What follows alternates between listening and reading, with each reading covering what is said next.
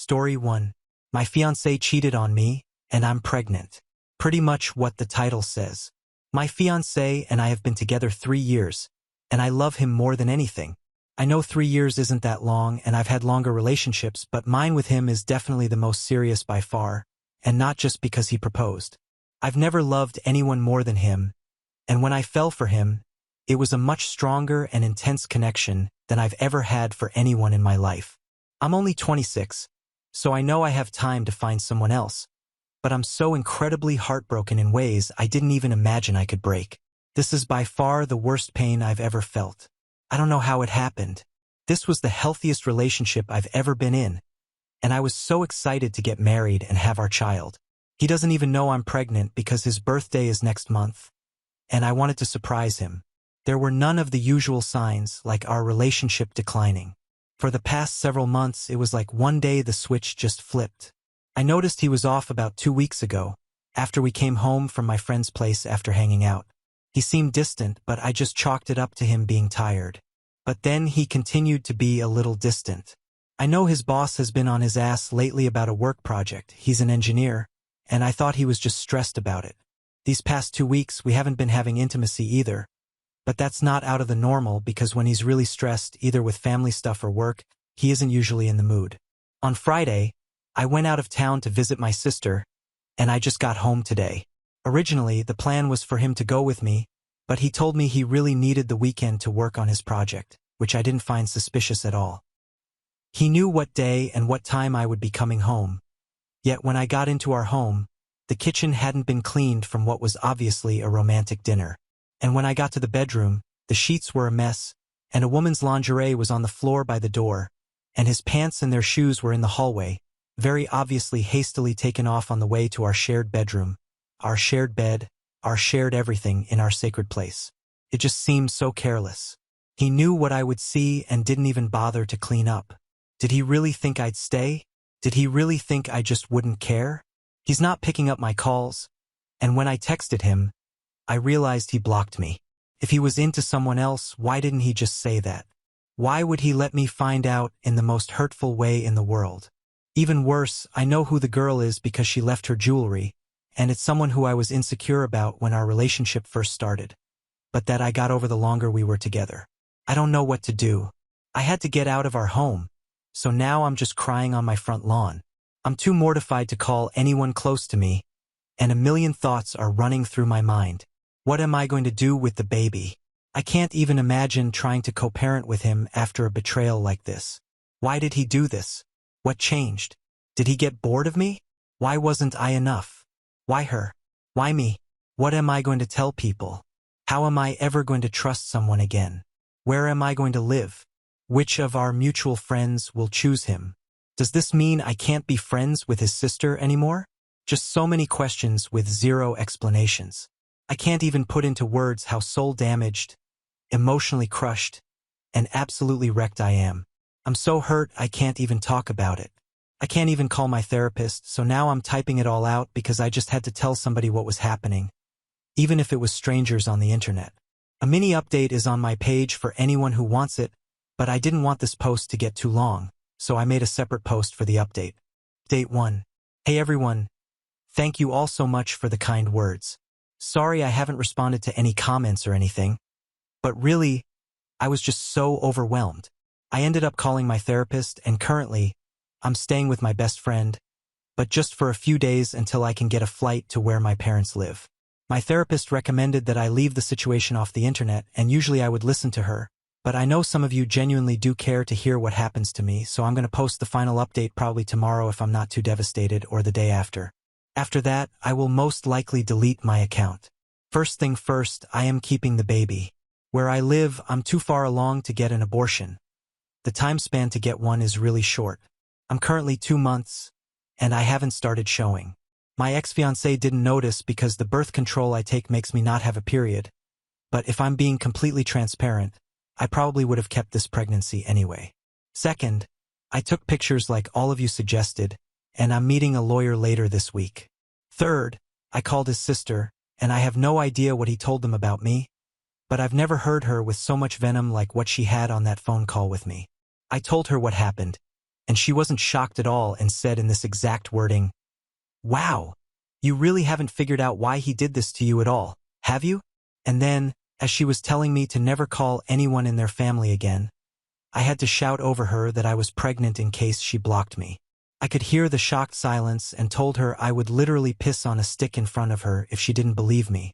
I think she could tell from my voice that I was telling the truth and told me that she would get her brother to meet me at the house later today to talk, and that I had to tell him I was pregnant myself, and she wouldn't do that burden for me. She then abruptly hung up. His sister and I have always been close, and I remember how I used to wait all day in the hospital when she was getting treated for her breast cancer. I have no idea what could have made her hate me this much, what lies he could have told her. I just cried so much after this phone call. My best friend is going to go over with me when I talk to him, and she's going to wait outside in the car. See you guys tomorrow or later this week. I'm reposting this because I've gotten some comments saying they couldn't see my update. I think it got taken down because I mentioned the abortion laws where I live. I'm not trying to push any political agenda or cause a hot topic in the comments. I'm just being truthful about the area in which I live. Sorry that I'm posting later than I said I would, but I ended up having a miscarriage because of the stress and needed time to process. Update 2. When I got into our home, my fiancé was very callous and cruel. He berated me and would not let me get a word in. He screamed at me that I needed to drop the victim act or else he would tell all my friends and family the truth about me. I asked how could I be playing the victim when he's the one who cheated and then let me find out in an abusive, disgusting, and psychotic way. Before I get into the rest of this update, I feel like some background information is needed. Before I got with my fiancé, my hair was completely virgin. It was a brown color that looked red in the sunlight and photos that I loved, and his was pink. When we got close, I learned that it was pink in support of his sister who got diagnosed with breast cancer. About 8 months in, I decided to dye my hair pink for his sister's upcoming breast cancer surgery. Him and his entire family were touched by the gesture, and everyone ended up dyeing their hair pink before her surgery. My fiancé was especially touched because he knew how much I really liked my natural color. After his sister went into remission, we started doing cute matching couple hair of all different colors. When we visited my friend a couple of weeks ago, she was making a video of memories from over the years because one of our friends' big 30 is coming up, and she plans to show it at the party. After we came home from her place, this was when I first noticed he was off. He saw a video on her computer of me with very bright red hair, which is not my natural color, even in the sunlight, which is maybe a shade red above auburn. Before I go any further, this video was from mid-2019 before we got together and was not real dye. It was one of those non-bleach, non-damage hair waxes that come out after a single wash. In this video, I'm making out with a former male friend of mine. We were bar hopping, and you can see us in the back kissing as we're walking to the next bar. Last summer, my fiancé and I dyed our hair bright red like what's on the video, and he thought that I had cheated on him because he knows my hair was virgin before I dyed it pink in support of his sister. While we were arguing, he kept telling me that I had cheated first and that my hair was red, and that's how he knew that I had cheated with old male friend's name. That I cut off because we'd slept together once before I got with my fiancé and that made him uncomfortable, and that he'd saw it all on my friend's name's computer and that's why he slept with his female friend, because he wanted me to hurt like he did. I kept yelling at him that I had never cheated on him and had genuinely no idea what the hell he was talking about. I was so confused, upset, hurt, and angry that I started cramping in the middle of our shouting fest. My fiancé thought I was faking it until a large amount of blood started coming from my private area. He called the ambulance, and my friend came inside to check if I was okay because I'd been there for a while at this point. At this point, I hadn't even gotten the chance to tell him I was pregnant, and my friend had to do so as I yelled out in agonizing physical pain. The ambulance came in 11 minutes, but by the time I reached the hospital, it was too late. My baby was gone. From there, word got out and my friend, the one with the video, heard about everything, and she came and showed him proof that the video he was talking about was from before we were together and taken in mid-2019. She showed me too, because up until that point, I had completely forgotten about that night and had no idea what he was talking about. I then explained to him that it was just hair wax. I'm devastated about the baby. Despite everything, I truly wanted to keep it, and I feel so hollow now, so wrecked. I don't know what to do about my relationship. He has genuinely apologized to me, and I know he only did what he did because he thought I had cheated on him, but I don't know if I'll ever be able to get over this, if I'll always resent him for the miscarriage, but I still love him so much and I still can't even imagine life without him. Before his mother learned the truth, she made a scathing Facebook post about me and my cheating, and since then, his entire family has all formally apologized to me, but I'm still getting calls from extended family members and friends who still haven't heard the truth, calling me hurtful things and telling me I deserved my miscarriage and that's what I got for trying to baby trap him. It's another kick to my already broken soul, and as of right now, my social reputation is in tatters because of the post. My fiancé, or rather ex-fiancé, wants to make one big post just addressing everything, but I honestly don't even have the energy, and I can't imagine all this drama for all of our loved ones to see that cut me so deeply, just plastered on Facebook. His mom has tried to call, but I've been declining all of them because also in her post, she added some really nasty things she didn't like about me before she found out about the cheating that I didn't know she felt about, and I just feel really hurt about every mean thing she wrote about my personality, looks, character, depression, and anxiety episodes, and past. I'm currently staying with my parents in an Airbnb because I felt like I had to confront everything head-on and stay here, but they wanted to be here to support me.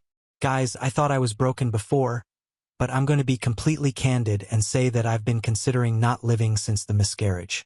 A part of me also feels like my relationship, which I loved more than myself, is over, which just makes me feel so sick. So many things are being said about me, and all I want to do is disappear, but I know that I can't for the sake of the people I love, and I won't. Anyhow, that's the update. I don't know where my life goes from here, but it felt only fair to update you guys one last time. My fiancé cheated on me and I was pregnant. Update 3. Hey guys, I know it's been a bit, and many of you were very worried about me. To be honest, I just couldn't handle reading all the responses and just needed a mental break. Also, I wasn't expecting as many comments as I received, so I just ended up silencing my notifications. I'm finally ready to respond now, so here's the update. No, my fiancé and I are not getting back together, but I did forgive him. We had an incredibly long talk about everything, and I know he's genuinely remorseful about what took place, but I knew nothing would ever be the same in our relationship, so I just had to leave it behind. We made the Facebook post, and many people called to apologize, but I didn't forgive any of the ones who made light of my miscarriage, and I'm very distant with all the others who just cut me off before even hearing my side. I sold the ring, and with it, I bought myself a plane ticket for next month. My parents and I are American, but we used to visit this one country almost every summer when I was growing up, and they moved there after I finished high school. I'm going to move there too. I really like the country, but I never planned on moving there because I had a life here for me. College and then getting into a relationship with my ex. I was just really happy seeing as how that's over now. There's nothing holding me back, and I have lots of friends there from over the summers. 3 girls have even offered to be roommates and have called me at least 4 times every week just to support me. But for the moment, I think I'm just going to live there with my parents. Thank you everyone for the support and how much you've worried about me. I'm nowhere near healed, but I know I'm on the right path. Bye guys. Now on to the next story. Story 2. My sister made fun of my simple engagement ring at my party, so I played a video of her confessing to cheating. Now her fiancé left, and my parents decided to cut me off. I, 27F, have always known I lived in my sister Sarah's, 29F, shadow.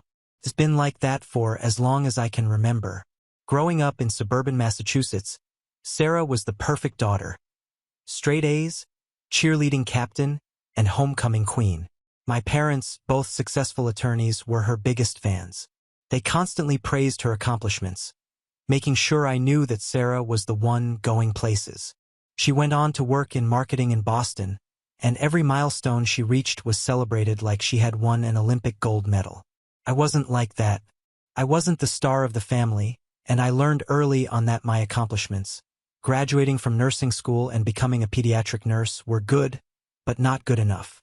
Still, I loved what I did, even if it didn't bring the kind of attention Sarah got. I loved helping children and knowing that my work made a real difference. But it didn't matter how fulfilling it was for me. To my parents, I'd always be the other or the lesser daughter, the one who didn't quite measure up. Things started to change for me 2 years ago when I met James. He's a pediatric oncologist, and we connected during my residency. We clicked instantly. James is kind and patient and shares my passion for helping children. Last month, he proposed to me during a weekend trip to Cape Cod. It was perfect. The ring he gave me wasn't flashy. Far from it. It was an heirloom from his grandmother. Simple but filled with sentimental value. I loved it. Meanwhile, Sarah had been dating Marcus, a finance executive, for 4 years. For the past 2 years, she had been dropping hints about marriage. She would show our mom different engagement ring designs and not so subtly mention that Marcus was looking at rings. Everyone in our family, including Sarah, thought she would be the first to get married. After all, she had always been the golden child, and I think she believed marriage was just another box she'd check off after reaching certain career milestones. When James and I announced our engagement, Sarah's reaction was strange. She congratulated us but quickly shifted the conversation to her recent promotion, as if our big news wasn't important. Still, I figured she was just surprised. Maybe she hadn't expected me to get engaged first. My parents, however, seemed thrilled and even offered to host an engagement party at their house. I was excited and hopeful that maybe this party could be a moment where the weird tension between Sarah and me would dissolve. The engagement party was last weekend, and I'll never forget what happened. First, things were going well. Friends, family, and some of James's colleagues came to celebrate.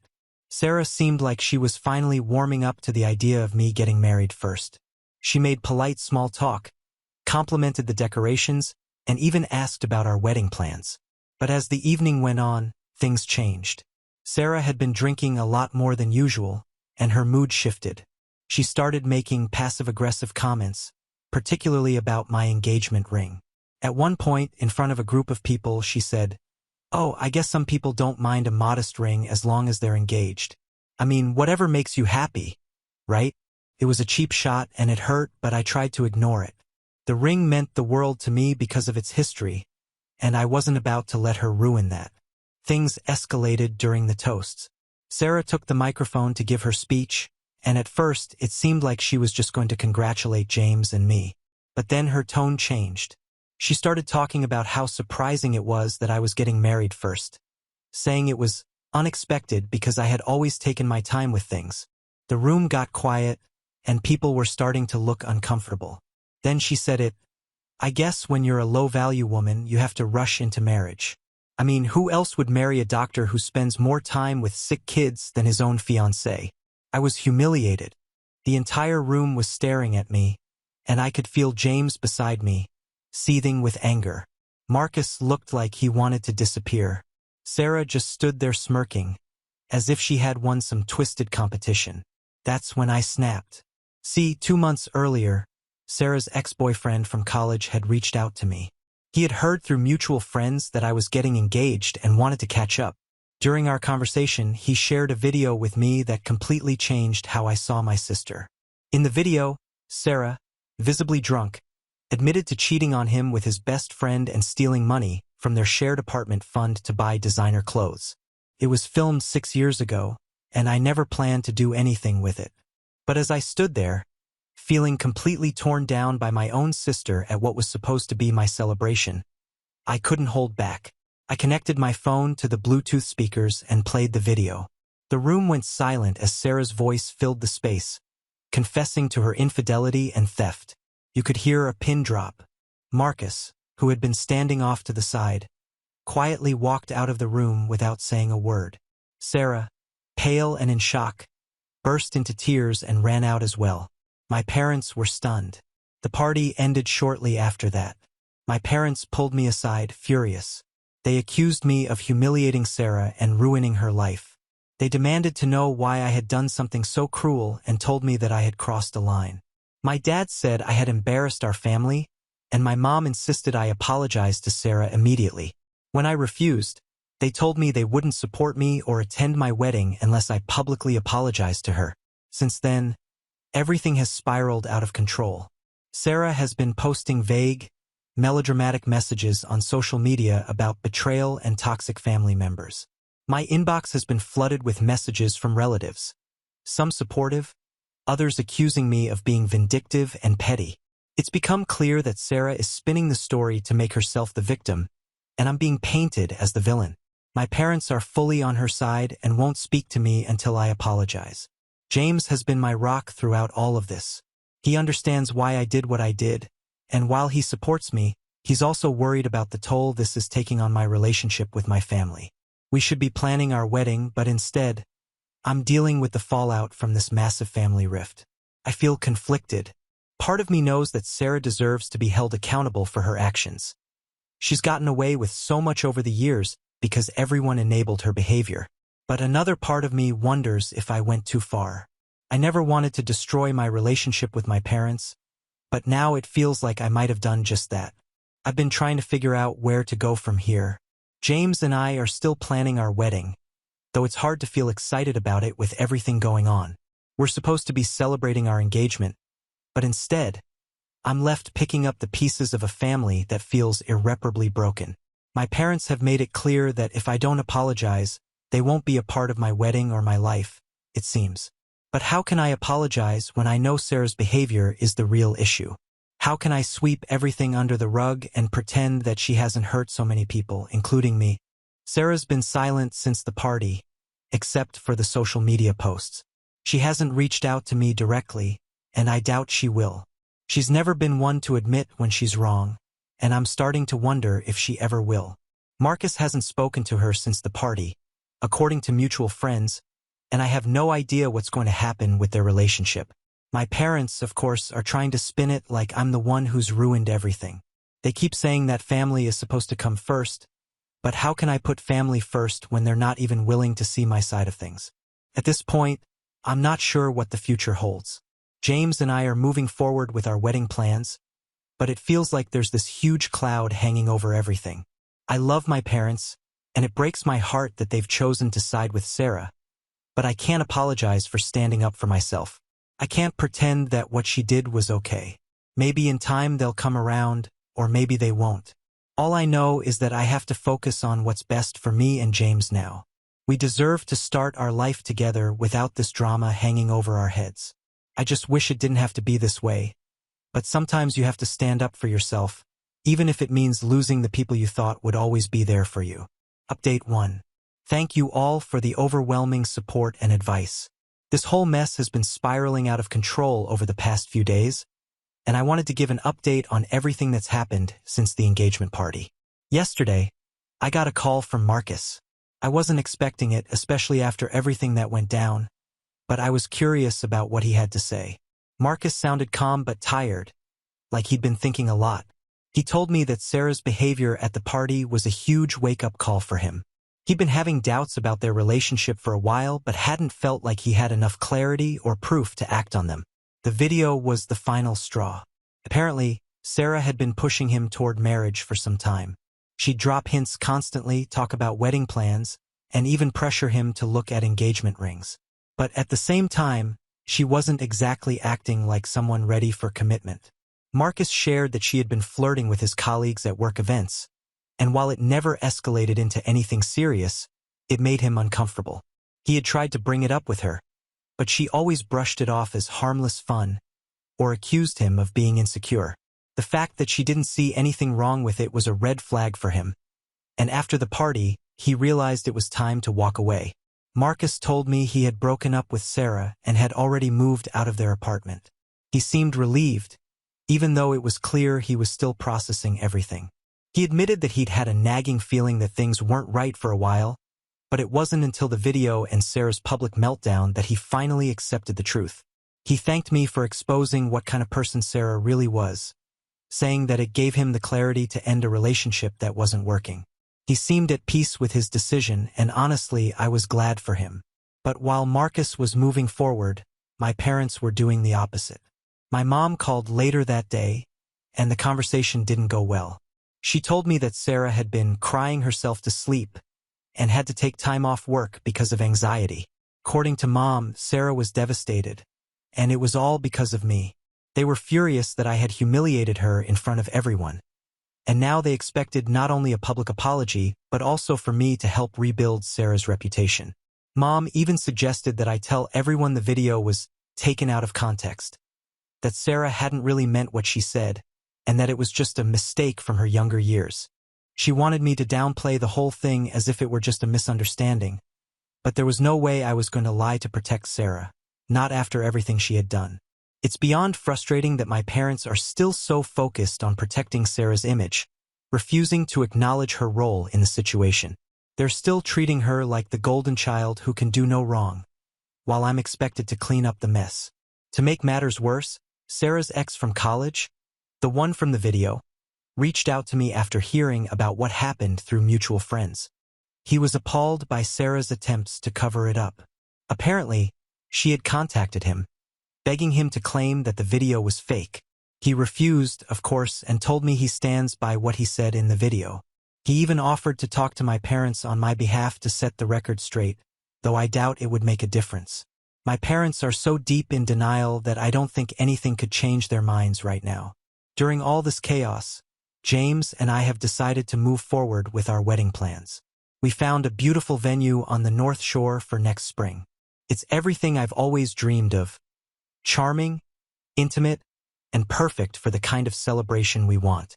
I've also made a decision that was really hard but feels right given the circumstances. I've asked my best friend to be my maid of honor instead of Sarah. That choice wasn't easy, but after everything that's happened, I don't feel like I can trust Sarah to be by my side on such an important day. I need people around me who truly support me, and right now that's not her. Some of our relatives have already confirmed that they'll attend the wedding, even if my parents stick to their boycott. That's been a huge relief because honestly, I was terrified that I'd end up with an empty guest list. James's parents have also been incredibly supportive. They've even offered to help with planning if my parents continue to hold out. It's been a comfort to know that we have people in our corner, even if my own parents aren't among them. Despite all of this, the emotional toll is starting to weigh heavily on me. I've been so torn between standing up for myself and the sadness of potentially losing my family. James has been my rock through everything, but even he can see how much it's affecting me. I've decided to start seeing a therapist to help me work through everything. My first appointment is tomorrow, and I'm hopeful it will help me sort out my feelings. I don't regret standing up to Sarah. She's gotten away with too much for too long, and it was time someone held her accountable for her actions. But the thought of a long-term estrangement from my parents is hard to bear. I always imagine them being there for my wedding, walking me down the aisle, sharing in the joy of the day. Now that image feels like it's slipping away, and I'm trying to come to terms with that. James has suggested eloping to avoid all the drama, and while I understand where he's coming from, I'm not ready for that. I've always dreamed of having a traditional wedding with my family by my side, and part of me is still holding out hope that they'll come around. But at the same time, I'm starting to realize that I need to focus on what makes me happy, not on living up to the expectations of a family that refuses to see reason. For now, I'm taking things one day at a time. I'm moving forward with the wedding plans, leaning on the people who are supporting me, and trying to process everything that's happened. It's not easy, and the path ahead feels uncertain, but I'm determined to find my own way through this, even if it means walking down the aisle without my parents. I know that I have James by my side, and that's what matters most. Update 2. Things have escalated far beyond what I ever could have imagined. A few days ago, Sarah's ex-boyfriend's wife found out that Sarah had been reaching out to him, trying to convince him to deny the authenticity of the video. Apparently, Sarah had been persistent, practically begging him to lie and say the video wasn't real. But what really shocked me was what came next. Sarah had gone as far as to offer to make it worth his while if he agreed to help cover up her lies. Well, the wife wasn't having any of it. She wasn't about to let Sarah manipulate her husband. Instead of keeping quiet, she took screenshots of Sarah's messages and shared them in our extended family's group chat. It was a bombshell. The chat exploded into chaos as family members read Sarah's desperate attempts to cover up her past. The worst part was seeing just how far Sarah was willing to go to protect herself, with no regard for anyone else. As the messages circulated, everyone was stunned. My aunt, who's always been one of the more level-headed and calm people in the family, finally spoke up. She revealed that she had witnessed Sarah's manipulative behavior for years, but had chosen to keep quiet to avoid family drama. Apparently, Sarah had been pulling stunts like this for a long time. My aunt shared that Sarah had taken credit for other people's achievements in the family and even spread rumors about cousins who outshined her in school or work. It was eye-opening to see just how many family members had stories about Sarah's manipulations. I'd always known she was favored by my parents, but I had no idea how deeply this pattern ran. People shared story after story about Sarah's selfishness and entitlement, yet no one had ever dared to confront her directly. It was like my parents had set the standard that Sarah was untouchable, and everyone followed suit to avoid rocking the boat. Even after this revelation, my parents still refused to acknowledge what Sarah had done. Instead, they doubled down on their position. A couple of days after the screenshots came out, my parents finally reached out to me again, but instead of the apology or understanding I was hoping for, they hit me with an ultimatum. They told me that if I didn't publicly apologize to Sarah, they would remove me from their will. It was like a punch to the gut. As if that wasn't enough, they demanded that I make a public statement saying the video was misleading and agree to postpone my wedding until Sarah had had time to find happiness again. I just don't know what to say. How could they not see what was really going on? They were so wrapped up in protecting Sarah that they'd completely lost sight of reality. They didn't care about how she had humiliated me at my own engagement party or about the fact that she tried to manipulate her ex into lying for her. All they cared about was making sure Sarah's reputation wasn't damaged. It was like they were blind to the truth, refusing to see their precious golden child for who she really was. James has been amazing. He's been nothing but supportive, even though I can tell the situation is wearing on him. 2 of his colleagues at the hospital have been great as well. In fact, several of them decided to withdraw from a medical conference where Sarah's marketing firm was handling the PR. They didn't want to be involved with anything associated with Sarah after hearing what happened. Apparently, this decision caused problems for her at work, and now she's accusing me of sabotaging her career. The irony is, I hadn't even spoken to anyone at her firm. But of course, in Sarah's mind, everything bad that happens to her is somehow my fault. Meanwhile, Sarah has been playing the victim online. She's been posting more cryptic messages about family betrayal and how people should rise above pettiness. It's clear she's enjoying the attention, framing herself as the wronged party in all of this. She still hasn't reached out to me directly, and I doubt she ever will. She's too busy spinning the narrative that I'm the villain to even consider taking responsibility for her actions. I had a long conversation with my dad, hoping we could finally talk things through, but it was heartbreaking. He told me that family is everything, and by refusing to apologize, I was the one tearing our family apart. He went as far as to say that Sarah had always been there for me and that I was repaying her by ruining her reputation and making her look bad in front of everyone. Felt like I was being gaslight. No one was acknowledging the hurt Sarah had caused me. No one was standing up for me. Instead, it was like they expected me to sweep everything under the rug, to apologize and move on for the sake of keeping the peace. The conversation left me feeling even more conflicted than before. Part of me wanted to give in, just to end the drama, but another part of me knew that doing so would only validate Sarah's behavior and reinforce the idea that she could do no wrong.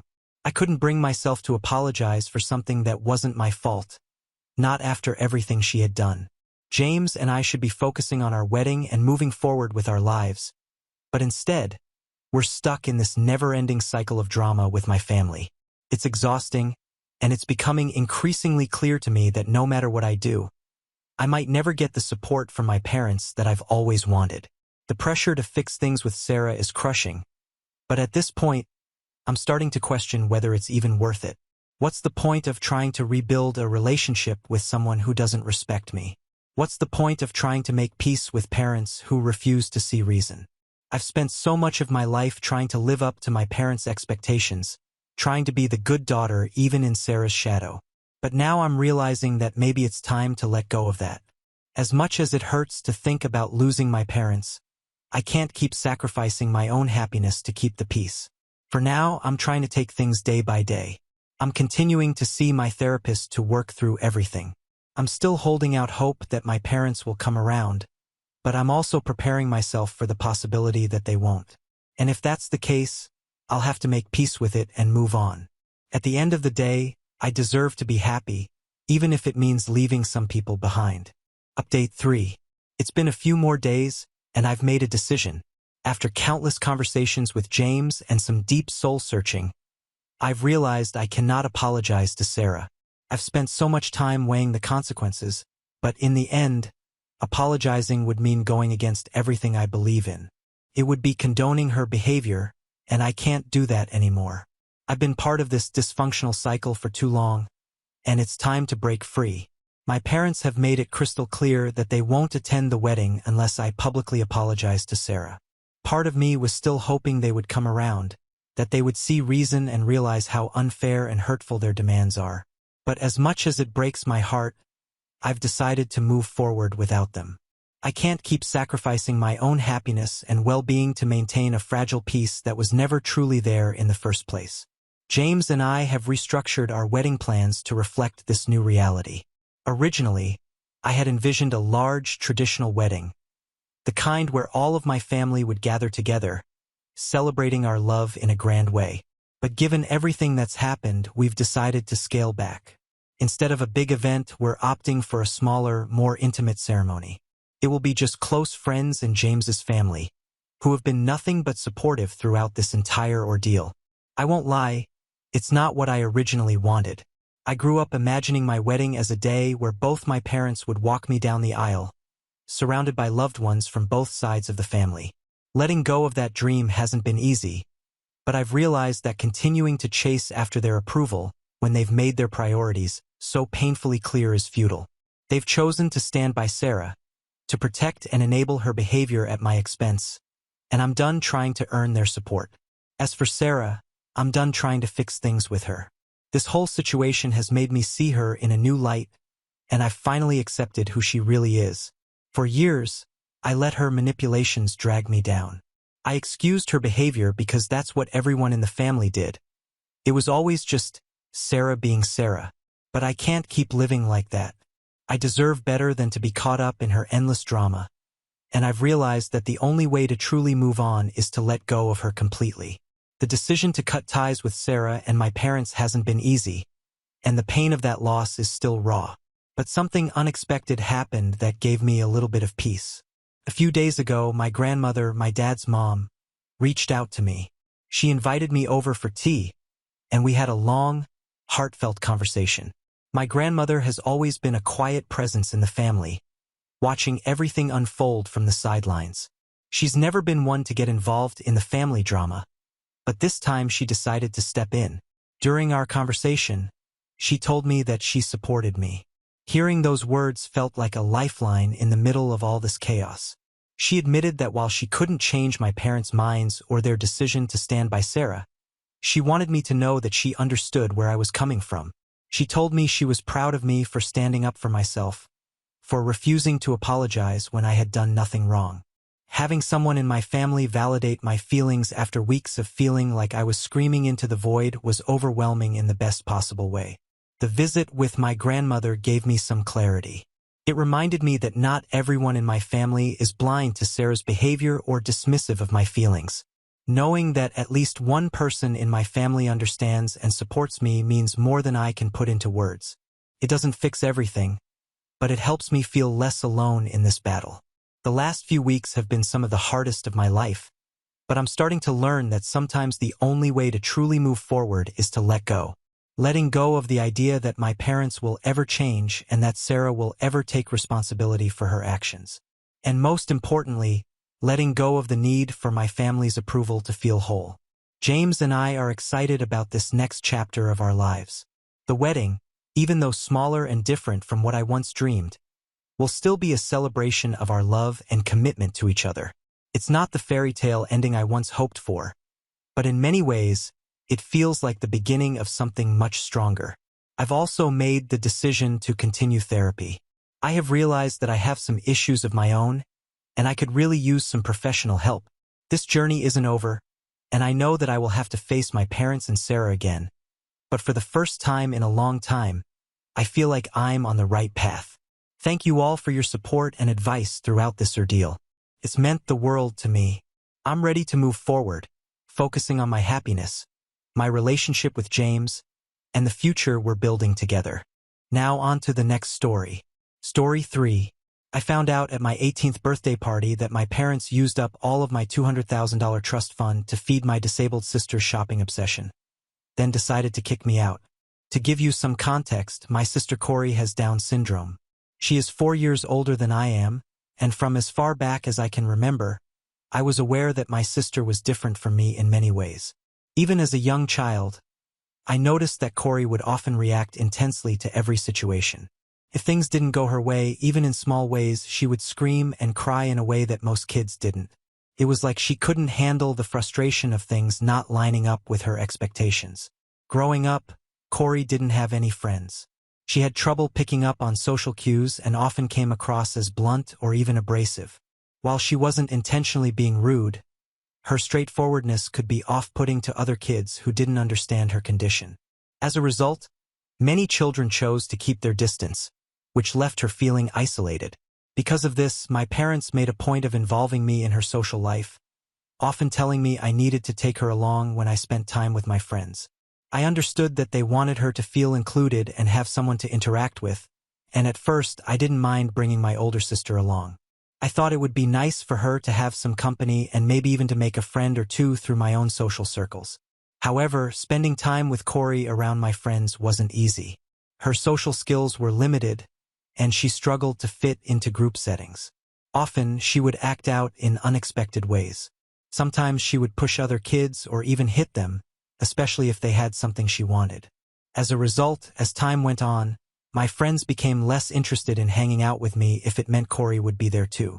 They didn't want to deal with the unpredictability of her behavior, and frankly, I understood their perspective. They were just kids who wanted to play without interruptions or sudden bursts of aggression. Corey's impatience and her tendency to lash out made things challenging for everyone, and I couldn't completely fault my friends for stepping back from those situations. I understand that as her sister, I had a role to support and be there for Corey, especially given her challenges, but honestly, I also needed space to grow, make my own friends, and experience life independently. Yet my parents never allowed me to just be me. Whenever I wanted to do something on my own or spend time with my friends without Corey, they would make me feel guilty for even thinking about leaving her behind. They'd say things like, "Sisters should stick together," or "You need to think about Corey." It was like they expected me to always choose her over my friends or anyone, regardless of what I wanted or needed for myself. What made things harder was that they never seemed to direct these same efforts toward helping Corey understand how to adjust her behavior or improve her social skills. They never sat her down to explain why sharing or being gentle towards everyone might help her connect better with others. Instead, it was as though they simply accepted that I would fill in all the gaps in her social life. And so, over the years, I became Corey's only friend by default. Don't get me wrong, I love Corey deeply. She's family, and I understand that none of this is her fault. I know she faces her own set of challenges every single day, and I can't imagine what it feels like to be in her shoes. But at the same time, do you know what it feels like to be the invisible child in a family? My parents' entire world revolved around Corey, with every decision, plan, and dollar aimed at making her life a little easier, a little more comfortable. Corey requires constant support and specialized care. Over the years, my parents have spent so much on her various therapies, including physiotherapy to help with her physical coordination, speech therapy to improve her communication, and occupational therapy to build her motor skills and independence. She also has routine checkups, medical tests, and evaluations that monitor her progress and keep her health in check. The level of care she needs is extensive and time-consuming, and while I completely understand its importance, it often felt like there was little room left for me. One of the unique challenges with Corey is her low impulse control, which makes boundaries almost impossible for her to understand. For instance, she has an obsession with the color pink. She absolutely adores anything pink. If she sees something in that color, it's like an instant magnet for her, and she feels compelled to grab it, hold it, and refuse to let it go. It doesn't matter what it is, a pink wallet, a teddy bear, a piece of clothing, or even someone else's cherished possessions. Once it's in her hands, she clings to it, and if anyone tries to take it away, she'll break down in tears, sometimes even having a full-on meltdown. This behavior has led to so many uncomfortable situations, especially when we're out in public. My parents often have to negotiate with people or even buy these pink items from complete strangers just to get Corey to calm down. I've watched them pay for all kinds of random pink things, sometimes things that hold no value to us but mean the world to Corey in that moment. I get why they do it, and I understand that for her it's not just a want, it's almost a need that she can't control. But watching my parents pour so much time, money, and emotional energy into soothing her impulses and meeting her needs has made me feel, in a sense, overlooked. Also, my parents' approach to parenting Corey has had drastic consequences over the years. Their way of keeping her content has spiraled into what I can only describe as a shopping addiction for Corey. It started simply enough. Every weekend, my parents would buy her something pink, whether a toy, a piece of jewelry, or some other trinket, to keep her happy and, in a way, to bargain for her cooperation throughout the week. My parents would tell Corey that she needed to be a good girl, if she wanted them to let her have whatever it was she wanted, and she would quickly agree. What started as a temporary arrangement soon became a long-standing tradition in our family. These purchases aren't cheap either. Many of the items Corey wants are unique or customized, which often means spending a considerable amount of money. For a long time, I didn't pay much attention to the cost of all these pink things. I just assumed my parents were able to cover it. I never questioned how they could afford to keep up with this habit week after week, year after year. But eventually, I discovered something I never could have imagined. My parents hadn't been handling these expenses through regular budgeting or savings. They had been committing fraud to keep up with mounting costs. You see, when I was born, my grandparents set up a trust fund for both me and Corey, with equal amounts allocated for each of us. For Corey, who has Down syndrome, the money was intended for her treatments or anything else she might need, while I was expected to use my share for college or to buy a house. Only my parents had access to these funds, but my grandparents trusted them to manage the money responsibly. They also made sure Corey and I knew about these trust funds from an early age so we could depend on this financial support. It was a thoughtful gift from my grandparents, and I always felt a sense of security knowing that the trust fund would be there when the time came. When Corey turned 18, she received her share of the trust fund, and since she still lives with my parents and depends on them, they've been in charge of managing her money. Over the years, they've used her trust fund to help cover the cost of her treatments and therapies, which have become more intensive as she's gotten older. The money has helped with everything from her medical care to supporting the resources she needs for daily living. I understood that the money was meant to take care of her needs, and I never questioned how it was being used. When I turned 18, I naturally expected to receive my share of the trust fund as well, just like I was promised. I had plans for it already. I was going to use the money for my college tuition, and once that was taken care of, I planned to save the rest for any other expenses I'd face as I entered adulthood. I had my future all mapped out, and I was relying on that fund to help me build a stable path forward. But little did I know my expectations would soon be shattered. Last week, my grandparents threw a grand celebration for my 18th birthday. They had done the same for Corey when she turned 18, so I'd been looking forward to my own party for quite a while. They had invited everyone in the family. I felt genuinely happy, surrounded by the people I loved, and it was one of those days that just felt perfect. After the cake was cut, my grandparents made an announcement to the entire room. They shared how proud they were to see me all grown up and going off to college, and that as their birthday gift to me this year, I'd be receiving the trust fund that they had set up for me years ago. The whole room broke into cheers and applause, with people congratulating me on this amazing gift. I felt this wave of excitement and gratitude wash over me as I hugged my grandparents in gratitude and thanked them for everything. But in the midst of all the excitement, I noticed my parents were the only ones who didn't look happy. While everyone else was smiling and congratulating me, my parents seemed almost indifferent. They stood off to the side, their expressions strained, almost uncomfortable. I could see them exchanging glances, and though they didn't say anything, there was an awkwardness about them that was hard to miss. It struck me as unusual, but in the excitement of the party, I didn't think much of it. I wanted to enjoy the rest of the celebration, so I put it to the back of my mind. Later that evening, after we returned home from the party, I couldn't shake the feeling that something was still off. My parents looked unusually tense and weren't talking much with me. Typically, if they were worried, it was because of something related to Corey, her health, her mood, or something she needed. But that night, Corey seemed perfectly content, even happily playing with one of her new gifts. Sensing that there was more going on, I finally asked my parents if something was wrong. That's when my dad looked at me seriously and told me that he and my mom needed to have a private conversation with me. The tone of his voice immediately sent a chill down my spine. I could tell this was something serious.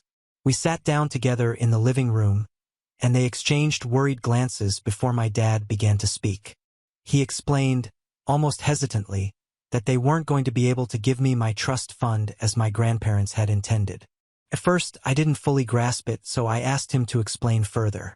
That's when my dad continued, his voice filled with a mix of guilt and resignation, as he admitted that over the years, they had used up all of Corey's trust fund on her, and when nothing was left, they had started to use money from my trust fund as well, since they had access to mine. With a deep sigh, he admitted that 90% of my trust fund was gone already, and there was hardly anything left anymore for me. I was taken aback as I processed what he just said. The money that was meant for my future, for my education, was gone.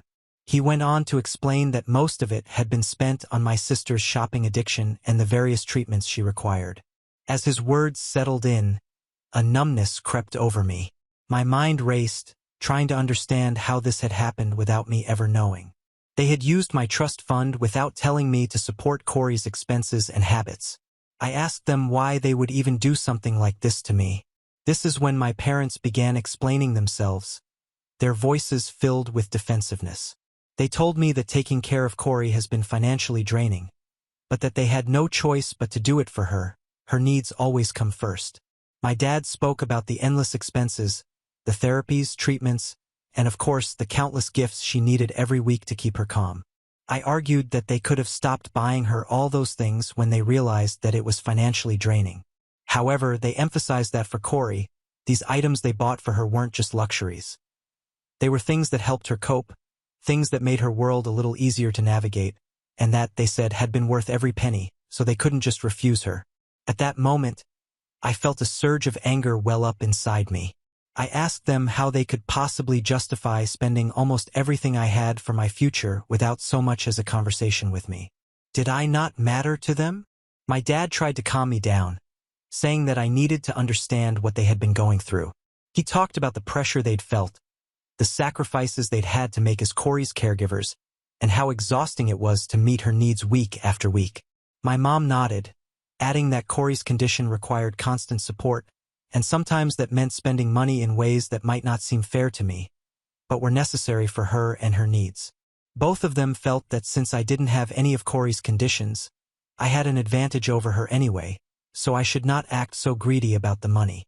I felt a tear of frustration roll down my face as I told them that I wasn't questioning Corey's needs or their decision to prioritize her care. I loved her too, but this was about the lack of honesty, the way they'd gone behind my back and used what was supposed to be my future without ever thinking I deserved to know. I told them that this trust fund had been my one sense of security, the one thing I thought I could rely on to start my life independently, and now it was practically gone. But instead of acknowledging how hurt and betrayed I felt, they started to gaslight me by turning the conversation around on me. They told me they were disappointed that I couldn't be more understanding, that as Corey's sister, I should recognize that sometimes sacrifices were necessary, and that after all, we were all in this together. I was shocked that they expected me to simply accept it all like a fool, to understand that Corey's needs had to come before mine, no question asked. I asked them why it was always Corey and never me. Did they not want me to do anything with my life? This is when my parents went on to share a plan they had envisioned for my future, one that revolved around taking over the responsibility of caring for Corey. They explained that they never really cared about my education, since apparently it's not that important, and that all they expected from me was to step up and take over helping them with Corey's needs, both financially and emotionally. My mom looked at me with an expression that was part pleading and part resigned as she said, "You know, we're getting older and it's exhausting looking after Corey. We won't be able to do this forever, so we need you to step in." She went on to explain that they didn't mind if I went to a local college nearby instead of the college of my choosing. She just hoped I'd find a stable job as soon as I graduated so I can then take Corey to live with me, and then finally my parents could have some rest. Dad suggested how I could even start contributing financially sooner while I was still in college by working a part-time job and sending some money home to Corey. They said it would help Corey have some independence in her life by letting her buy whatever it is that she wants and allow her to maintain the lifestyle they provided to her. I just sat there feeling numb, trying to comprehend what my parents expected me to do. At that moment, I felt utterly betrayed and frustrated. This wasn't the future I had imagined for myself. It was as if my parents expected me to give up my own dreams and plans to seamlessly step into their role as Corey's caregiver without ever asking what I wanted for my own life. Finally, I yelled at them, my voice shaking with a mix of anger and hurt that had been building up for years. Have you ever thought about what I want? Or am I just here to live for Corey? You never even thought to ask me what I wanted, did you? All these years I've been expected to just give, and now you're pushing to be Corey's caretaker so you can rest. How is any of this fair? My voice cracked as the frustration poured out. You're making decisions for me without even considering what it means for my life. I can't just drop everything for Corey and pretend like my dreams don't matter. All of my bottled-up frustrations came pouring out. Years of feeling overlooked, years of being told I needed to put Corey first, years of watching them cater to her every whim while I was expected to quietly support from the sidelines. My parents kept trying to convince me, saying that I should not be so self-centered and inconsiderate. It was like they expected me to fall in line and accept a life I never planned for just because they thought it was what was best for Corey. So since last week, I've been straight up ignoring my parents. All I feel for them is resentment. I'd ask if I should report my parents for stealing my trust fund and using it on my sister. Update 1. Wow, this post has blown up in a few hours. Thanks to all your advice. I'm currently on my way to tell my grandparents everything. Since the trust fund came from their money, I feel it's important to have their support as I address this situation. After explaining everything to them, I plan to let my grandparents take the lead in deciding what we should do next. I trust their judgment and know they'll have my best interests in mind as we figure out how to handle this together. The reason I had kept my mouth shut all this time was because I honestly thought my parents would eventually come around, but clearly they haven't. Update 2. It's been 2 weeks since my last update. I did tell my grandparents everything. Like me, they were shocked when they found out that my parents had used my trust fund without my permission. That same week, everything came to a head when my grandparents came to confront my parents about what had happened with my trust fund.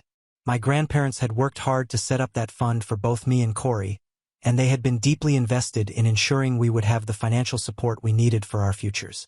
So, they were understandably angry at my parents for illegally using the funds behind their backs. My mom and dad responded by telling them the same sob story they had shared with me. They explained once again how they had been forced to use the money for Corey's care and therapies. They asked my grandparents to understand why they had done what they did, as though their reasoning would somehow make it all right. But my grandfather wasn't having any of it.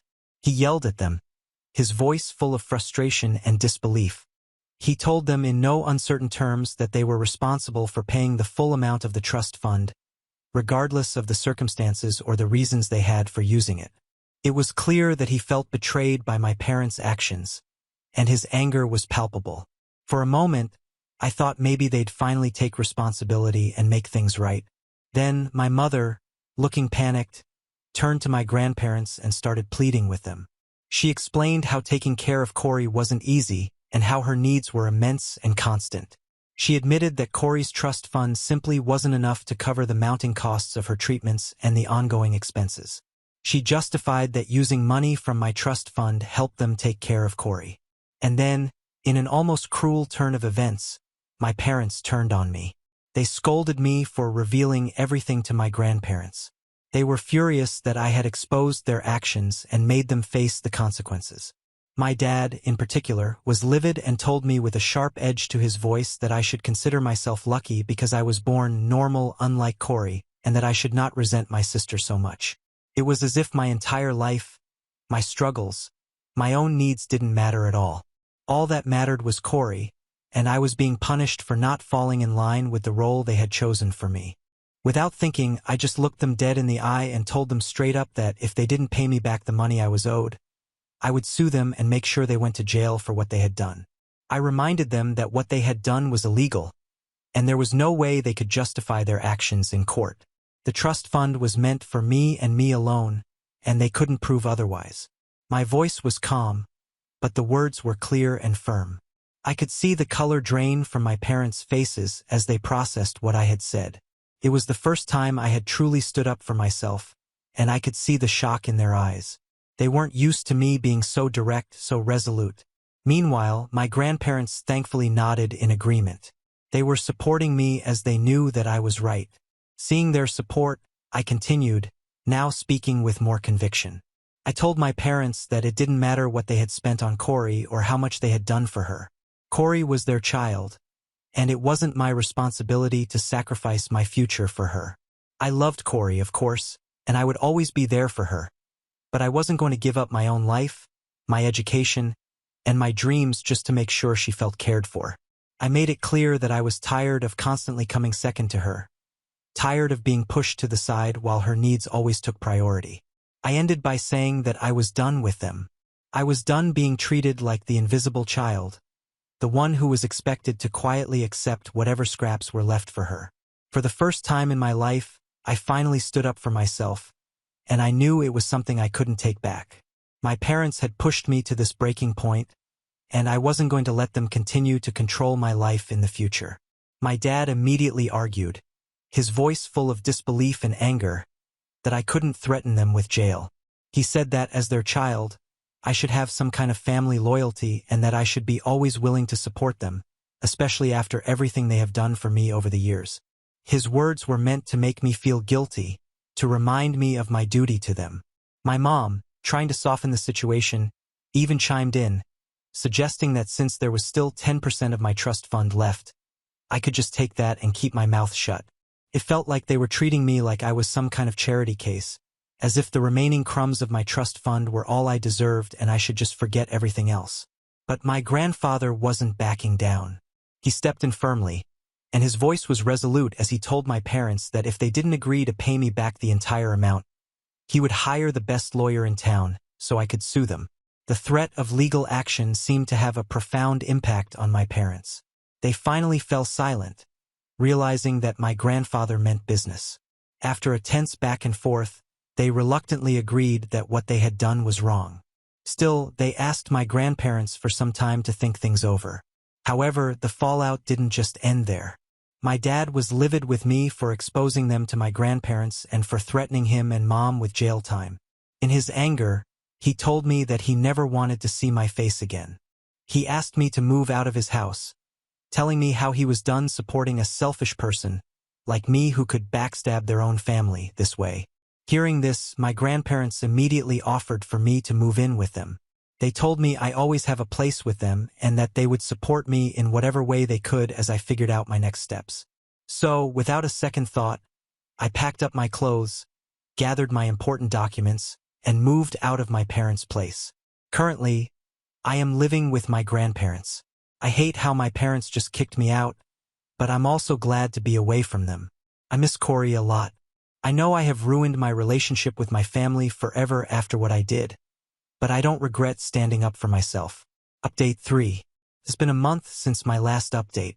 My parents, after a lot of pressure and legal threats from my grandfather, finally signed an agreement that my grandfather's lawyer drew up. The terms were straightforward. Since they couldn't repay the full amount they had taken from me in one lump sum, they would make payments over the next 18 months. This would allow them time to pay off the debt gradually without causing a major strain on their finances all at once. The agreement, though, also had a critical stipulation. If they failed to make any payment on the agreed-upon date or if they didn't follow through at all, both I and my grandparents had the right to take immediate legal action. This stipulation was a safeguard, a way to make sure they couldn't avoid paying me back. My parents are still furious with me. They blame me for everything that's happened, and it feels like they can't let go of the anger or shame they're carrying. They still don't understand why I took the steps I did and why I stood up for myself in such a drastic way. But despite their resentment, my grandmother has been reassuring me that none of this is my fault. She reminded me again today that I did what I had to do to protect myself and my future and that I should focus on moving forward now, not looking back. As for Corey, I do see her from time to time. She misses me, and I miss her too. She often asks my parents about me, and it's clear she doesn't fully understand the whole situation, but she knows enough to grasp that something major happened between us. She's aware that I'm not around as much anymore and has picked up on the fact that my parents did something that hurt me. It's heartbreaking to not be able to make her understand how dreadful our parents are. Despite everything, I will always be there for her. Now on to the next story. Story 4. My husband wanted to go on an all-male trip to Aita Napa with my sister's husband. When I said no, my brother-in-law said all straight men do this and were homophobic for not understanding. Hi there, I really wish I didn't have to make this post, but here goes. My husband and I have been happily married for about 16 years, give or take. We both have stable careers, good family life, and are fairly fortunate, despite the cost of living racking the UK right now. We have 2 boys, 15 and 10, and up until this Sunday, thought we had it pretty good. We argue sometimes, of course, but it's never gotten too bad and we have a pretty decent sex life with some exploration, but I won't get into that. Long and short of it is, on Sunday, just after I dropped our boys off at their friends, my husband asked me if we had the house alone and, more importantly, do I have a minute? I said yes, and he sat me down, then got out this printed poster for some sort of orgy and started explaining to me the concept of a gaycation. He said it's where straight men go to somewhere with sun, sand, and booze and become gay for the duration of the trip, but that's fine because it doesn't actually count because what happens on the gaycation stays on the gaycation. I was just completely silent and mortified, even more so when he said he was looking into booking a trip to Aita Napa next year with his brother-in-law, his sister's husband, to experience it for himself. When he finally let me speak, I just said, I need him to be clear with me. Is he gay? Because if yes, that's okay. But we need to figure out what happens going forward. I didn't let myself get angry or upset. I was just stunned. He swore up and down how he's not gay and he's 100% attracted to women, and of course, still loves me and our boys. So I said, well, do you think you're bi, maybe? And he got very defensive, saying how I need to drop the accusations and that this is the beauty of the gaycation. It allows straight men to experience gayness without actually being gay, and how it's like going to an aquarium. Again, he was adamant he doesn't find men's bodies or genitalia exciting at all, but he needs to experience this, apparently. I said, well, I'm really not comfortable because even if he was bi, this would be explicitly cheating on me. And he got angry and reiterated he's not. Because that's the beauty of the gaycation, etc. I just had enough and left the room. I ignored him for the rest of the day, but we spoke at tea where I again asked him, why does he want to do this so bad if he's not gay? He said how he's interested in how gay men's lives differ to straight men's and that, unfortunately, once the gaycation begins, it is simply impossible for a man to resist and he must surrender himself mind, body, and soul to the gaycation or be destroyed. I really can't put into words how surreal it was because he was speaking so matter-of-factly, and he again insists this is a thing that straight men do all the time and how he's actually doing it a bit late. I just said to him, if he has any love for me, then he can't go ahead with this, and if he does, the marriage will be dead. We didn't speak any more after that. Since then, he's mentioned no more of it, but somehow, and this is what scares me a lot too, that decision genuinely seems to be tearing him up. He didn't go into work on Monday and only went in half a day yesterday because he told them he just felt too ill, and he just looks distraught every time I see him. I really don't think he's wholly gay, though I can absolutely believe he's bi, but I'd rather we talked about that in a healthy way rather than this incredibly weird denialism around going on a sex holiday to Aita Napa. Has anyone known straight guys to do this and come back and just go back to being straight? Like, surely that can't be a thing that happens. I'm so out of my depth here, and I just don't know how to even initiate the conversation. For the record, I also haven't mentioned it to his sister yet. I don't know how I'd even break it to her. Thanks for any help. I just don't even want to think, so being able to get this out there has helped, even just a little bit. Edit. While this blew up, this has been incredibly sobering, and I think I've now confirmed what I already knew to be the case. The marriage is dead one way or another. In a way, I was in denial myself about that. I have contacted my sister-in-law, and she initially screamed at me, calling me a liar and even insinuated I was trying to steal her husband. She rang me back shortly after, apologized, and admitted she was in deep shock. I have asked my parents to look after the boys, and we're going to meet tomorrow to discuss this deeper. I also texted my husband and told him he will need to make alternative accommodation arrangements, but he will not be sleeping here tonight, and a bag will be waiting for him. Not sure if the mods want to lock the post or not, but I think I've got my answers. Thank you for all the kind words, especially champion_flight, who really gave me the good dose of reality I needed. Comments where OP has replied. Comment 1. Your husband isn't proposing a gaycation. He's proposing cheating on you with men while using magical thinking to pretend it doesn't count. The fact that he's planning this with his sister's husband makes it even more disturbing. His bizarre explanation about surrendering mind, body, and soul isn't straight man curiosity. It's someone desperately trying to justify exploring his sexuality while keeping his heterosexual marriage. His depression about not being able to go isn't about missing a vacation. It's about being forced to confront his sexuality without his convenient, what happens in Aya Napa stays in Aya Napa, excuse. His meltdown over not going shows how desperately he wants to avoid facing this reality. OP. I read over this multiple times and I guess the worst part is I know you're completely right. Comment 2. OP should consider about the divorce. OP. I wanted to avoid the divorce option, but I guess it's the only option. Isn't it? Comment 3. So this is just a thought, but I'm wondering if he was really planning on doing the gaycation, or if that was just a cover to try to get you to agree to it. What if the real plan was to get with women while he's down there? OP.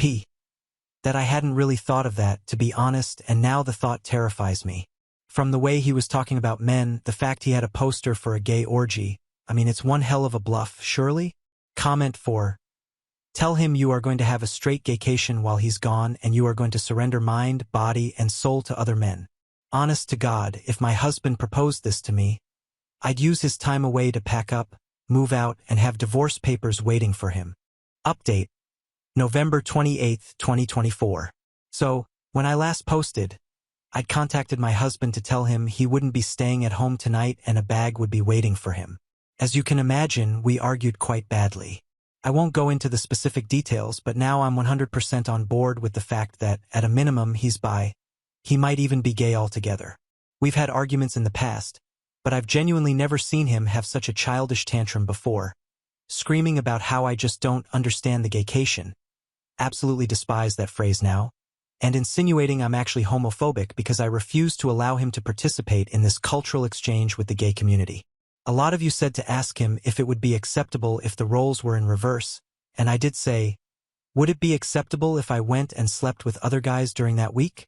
Like clockwork, he was very angry and offended, saying it's completely different because a gaycation means nothing, and what happens on the gaycation stays on the gaycation, etc. So it doesn't actually count, whereas I'd just be straight up cheating. Well, I turned it around on him.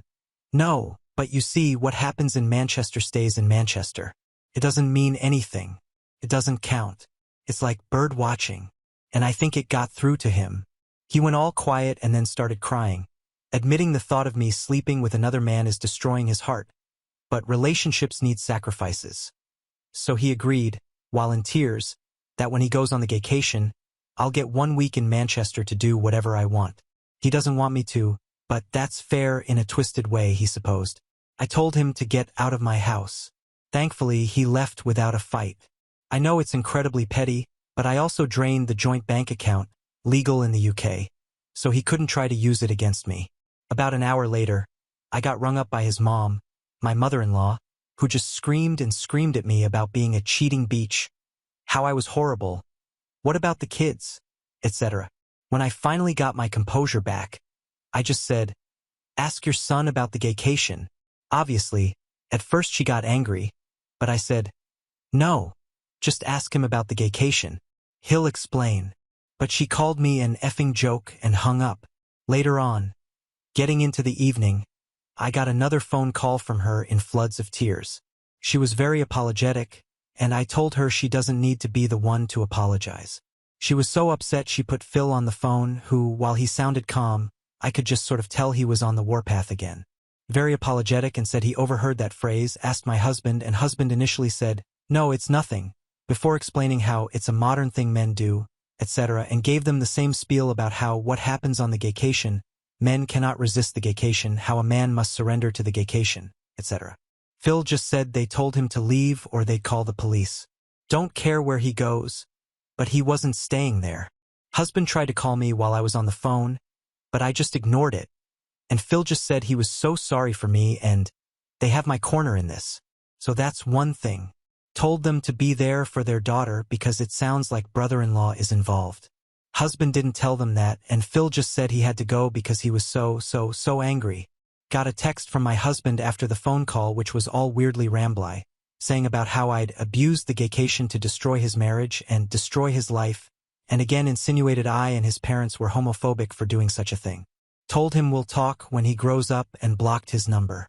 I took a day off work myself to have the locks changed this morning, so that's 500 pounds gone. But whatever, at least I know he won't be coming back. I'm going to look into how to proceed with a divorce and then we'll move from there. Oh, of course, there's also the brother-in-law. So I haven't yet met with sister-in-law. She was in such a state and has taken this far worse than I have, for reasons that'll be clear soon. We're going to maybe try tomorrow, but we did talk over the phone, and I eavesdropped on the conversation with her husband where she put her phone on speaker and I went on mute. Her husband got home earlier. She made him come home, told him there was an emergency, and just said to him, "Can you please explain what a gaycation is?" She told me afterwards she was praying he'd look confused or just be like, "What?" or anything like that, but instead he just sat her down and explained that a gaycation is a new thing where straight men go to gay hotspots and participate in gay sex acts, but it doesn't count because there's no investment and because what happens on the gaycation stays on the gaycation. He said, "It's like writing down angry thoughts and putting them in a drawer. You never have to see them again." The whole time sister-in-law is in tears as he just calmly bats off the same points my husband did about how it doesn't count. And he even did the whole "it's impossible to resist, you must surrender or be destroyed" crap. I seriously think they must be speaking to a dominatrix or something. Are there even male doms? Because surely neither of them are that dense to actually make that up on their own. I really don't want to go into what was discussed for her sake, but it did become very apparent to me that the brother-in-law is into hypnoporn, and at times conflated that with the concept of a gaycation.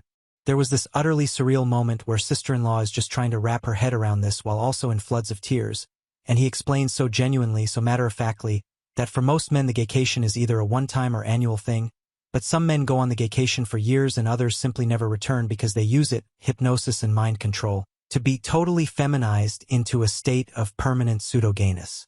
She said in disbelief, "Surely if you're taking it up the ASE willingly because you want to, that makes you gay?" And he said, "No, because that's the beauty of the gaycation. You can do all this gay stuff but you don't interact with the wider gay life experience." She asked him if the stuff is what he wanted, and he said not on a long-term basis, and was adamant this is something all straight men do, but she wouldn't get it because she's a woman. Then there were more insinuations of homophobia. Well, that marriage is dead too, I suppose. The whole ordeal ended when she said to him he has a choice to make, and he said, no, he doesn't need to make this choice because the beauty of the gaycation is that it allows him to keep his marriage because it doesn't count. She said, that's not the choice. The choice is whether he's leaving the house that night or she is. The only good thing he did was leave. Me and sister-in-law spoke about it after that, and I'm just still utterly stunned. I understand she's gone to her parents for the support. What exactly did we do to have our lives destroyed in such an abrupt, bizarre, embarrassing way? For some advice, I'm going to look at devices and bank statements to see if I can find any definitive proof of cheating. After that, I suppose figure out how I tell the boys why their father won't be coming home. Edit. Spoke to other sister-in-law, my husband's family, his older sister, not younger sister/original sister-in-law, and gave her a skimmed-down version of it. She asked her husband and thankfully he was deeply confused, but then mentioned about 2 years ago at a birthday party he was approached by my husband and brother-in-law about signing up to some online boot camp around BDSM/cross-dressing. He assumed they were taking the piss out of him, so told them to EFF off, and never really thought of it again. The fact that this has been going on for that long is making me want to throw up. Now on to the next story. Story 5. Parents tried to reschedule my wedding for my brother's trip, but I refused. Now everyone is mad at me. I'm 28F, work a normal 9 to 5 job, and live pretty independently. I've been with my fiancée, Erin, for over 4 years, and we've been engaged for about a year now. We're finally planning our wedding, something I've been dreaming of. I've put so much thought into every little detail, and for the last 4 months, I've been working my butt off to make sure everything is perfect.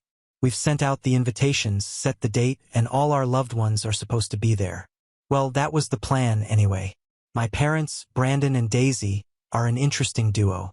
My dad is 58 and works at a construction company. He's always been more of the quiet, go-with-the-flow type. My mom, Daisy, is 55 and has been a stay-at-home mom for as long as I can remember. They've always had a soft spot for my older brother, Fred, who's 32. Actually, soft spot might be an understatement. He's definitely their favorite, the golden child, if you will. Fred is a bit of a character. He's always been ambitious, I'll give him that, but none of his business ventures ever really pan out. He's had multiple failed startups and seems to live in this fantasy world where the next big idea will finally make him rich. He's married to Alice, who's 30, and they have 2 kids, Ethan, who's 5, and Jenna, who's 3. Now, I don't have anything against them personally, but it's no secret that they live way beyond their means. My parents are constantly bailing them out, and it's gotten to the point where it's just expected. Fred and his family basically live off my parents' support, while I've always been the one who's had to fend for herself. When Erin proposed to me, I couldn't wait to tell my family, even though I knew there'd be some drama, especially where Fred was concerned. But I tried to stay positive. I remember the day we announced our engagement. We had a small get-together at our place, just close family and friends. I was so excited to share the news, and for a brief moment, it felt like maybe my parents would be happy for me and not just focus on Fred. But, of course, Fred and Alice managed to steal the spotlight. Right in the middle of our announcement, Fred starts talking about how he's considering launching a new business and that they're thinking of moving to a bigger house. The whole conversation shifted from our engagement to Fred's latest plans. It was frustrating, to say the least, but I didn't want to make a scene. I just swallowed my pride and let it slide. Erin noticed, though, and later that night he told me he was proud of how I handled it. That meant a lot to me. Setting the date was another ordeal. We picked a date 4 months out, giving everyone plenty of time to plan. I even checked in with my parents before finalizing it to make sure they didn't have any conflicts. They assured me they'd be there, no problem. I thought that was the end of it, but I should have known better. I went all out on the details. We chose a beautiful venue, picked out flowers, and found the perfect dress. Everything was falling into place, and I was getting more and more excited. This was supposed to be our day, a celebration of our love, surrounded by the people who matter most to us. I even included Fred and Alice in the wedding party, hoping it would help smooth over any potential issues. But deep down, I knew there was a storm brewing. And that storm hit when my parents called me out of the blue with an urgent request. They needed to talk about the wedding, and it didn't sound good. A few weeks ago, my parents suddenly made plans with Fred and his family to go on a vacation. I was confused at first because I thought they were talking about a trip after the wedding, but no, they meant the same week as my wedding. They wanted to know if I could possibly move the date of my wedding because it conflicted with their vacation plans. I was stunned. I'd planned this wedding for months, sent out invitations, booked everything, the venue, the caterers, and now they were asking me to change the date as if it was just some casual dinner party. My wedding day, the day that was supposed to be about Erin and me, was suddenly less important than a last-minute vacation with Fred and his family. I tried to stay calm, but I was furious. I asked them why they would plan a vacation so close to the wedding date we'd already set.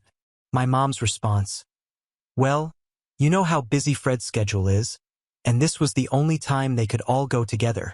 I couldn't believe it. They were prioritizing Fred's vacation over my wedding. I told them that changing the date wasn't an option. Everything was already set, and there was no way I was going to move it just to accommodate Fred's vacation. My dad tried to play peacemaker, suggesting that maybe I could at least talk to the venue and see if they could switch dates, but I shut that down immediately. The date was set, and that was final. When I refused to change the date, my mom got upset and said I was being unreasonable. She went on about how family should come first, and how I was making it difficult for everyone by being so rigid. She even accused me of trying to sabotage their relationship with Fred and his family. That really hurt, but I stood my ground. I told them I wasn't going to change the date, and if they couldn't make it, that was on them.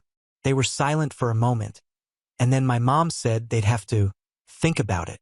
They hung up without even saying goodbye. I couldn't believe my own parents were actually considering not coming to my wedding because of a vacation. Aaron was furious on my behalf and urged me to call them back and try to work things out. So I did. I called them, hoping we could find some middle ground, but it didn't go as planned. I tried to explain how much this wedding meant to me, how long I'd been planning it, and how hurtful it was that they were even suggesting I move the date. But they were stubborn. My mom kept insisting that I was being unreasonable, and my dad kept saying that Fred's family had already booked everything, completely ignoring the fact I had booked everything in advance too, and it would be hard for them to change their plans. It was like talking to a brick wall. At that point, I knew I needed to involve the extended family. I reached out to my aunt, who I'm pretty close to, and explained the situation. She was just as shocked as I was and promised to talk to my parents. I hoped that maybe hearing it from someone else would make them see how ridiculous they were being. But instead of backing down, my parents doubled down. They started calling other family members, trying to paint me as the unreasonable one. They said I was refusing to compromise and making things difficult for everyone. They even hinted that I was jealous of Fred and trying to punish him by not moving the wedding date. It was complete nonsense, but some of the family started to take their side, saying that I should be more flexible and considerate of Fred's family. It became clear that they were trying to manipulate me into giving in. They were using guilt and family pressure to try and force me to change the date. But I wasn't going to let them win. I had every right to have my wedding on the date I'd chosen, and I wasn't about to let them ruin it just to cater to Fred. So I told them that the date was set, and if they couldn't make it, then that was their decision. But I wasn't going to change it, and that was final. So, Reddit, am I the a-hole for not changing the date of my wedding because of their golden child's vacation? Update 1. After posting my story here, I received an overwhelming amount of support and advice, and I'm really grateful to everyone who took the time to respond. Reading through the comments, a lot of people suggested that there might be more to my parents' sudden vacation plans than they were letting on. It got me thinking, so I decided to do some digging. I started by talking to my aunt again, who's always been more like a second mom to me. She knows how my parents are with Fred, so she wasn't surprised by what was happening. But when I mentioned the vacation, she got really quiet. After a moment, she admitted that she'd heard Fred was having some serious financial problems again. Apparently, his latest business venture had flopped, and he was in debt.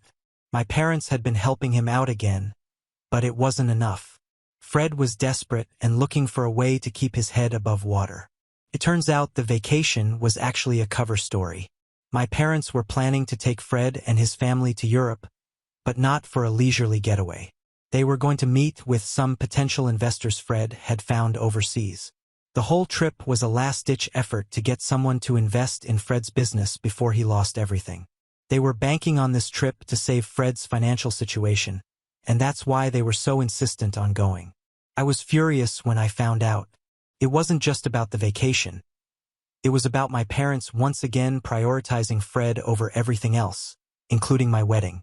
They were willing to miss my big day to try and bail Fred out of another mess he'd gotten himself into. After learning the truth, I knew I had to confront Fred. I called him up and asked if we could meet. I didn't tell him what it was about because I didn't want to give him time to prepare some excuse. When we met up, I went straight to the point. I told him I knew about the trip, the investors, and his financial troubles. At first, he tried to play it off, saying it was just a business opportunity that happened to coincide with the wedding date, but I wasn't buying it. He got defensive and said I didn't understand how much pressure he was under, how he was doing everything he could to provide for his family. I reminded him that this wasn't the first time he'd gotten himself into a financial hole, that our parents had been bailing him out for years. Fred finally admitted that things were bad. His business was on the brink of bankruptcy, and if this investor deal didn't work out, he'd lose everything. But instead of taking responsibility, he tried to guilt-trip me. He said that, as his sister, I should want to help him in any way I could, even if that meant moving my wedding date. He accused me of being selfish and not caring about his family. That was the last straw. I told him that I'd supported him as much as I could over the years, but I wasn't going to sacrifice my wedding day for his poor decisions. I made it clear that I wasn't going to change the date, and if he couldn't be there, that was his choice. I left him sitting there. After the confrontation with Fred, I decided to reach out to Alice. I wasn't sure how much she knew about everything, and I wanted to hear her side of the story. We met for coffee, and I could tell she was nervous as soon as we sat down. She probably knew I wasn't there to chat about wedding plans. I asked her straight up how much she knew about Fred's situation and the Europe trip. She admitted that she was aware of the financial issues but didn't know all the details. Fred had kept a lot of it from her to protect her, but she knew things were bad. When I told her about the real reason behind the trip, she looked shocked. She had no idea that my parents were planning to use the trip to try and secure investors for Fred's business. Alice confessed that she'd been worried about Fred's spending habits for a while, but every time she brought it up, she also admitted that she wasn't thrilled about missing the wedding, but Fred had convinced her that this trip was crucial for their future. She looked genuinely upset when I explained how much this was hurting me and how it was causing a huge rift in the family. I could see that Alice was caught in a tough spot. She wanted to support her husband, but she also didn't want to be the reason my parents missed my wedding. She promised to talk to Fred and see if they could figure out another way to handle the situation, but I wasn't holding my breath. Fred is nothing if not stubborn. I left the meeting feeling a little better, knowing that Alice wasn't completely on board with this plan, but I also knew that in the end, Fred was likely to do whatever he thought was best for him, regardless of how it affected the rest of us. With everything that had happened, I realized that the only way to resolve this was to get the whole family together and lay everything out on the table. I wasn't sure how it would go, but I knew that if we didn't address this head-on, it would only get worse. So I called a family meeting. I told my parents, Fred, and Alice that we needed to talk. No excuses, no postponing. We decided to meet at my parents' house. Aaron came with me for support, and I was glad to have him by my side. My parents were already there, and you could tell they were nervous. Fred and Alice arrived shortly after, with Fred looking defensive from the start. We all sat down in the living room and I wasted no time.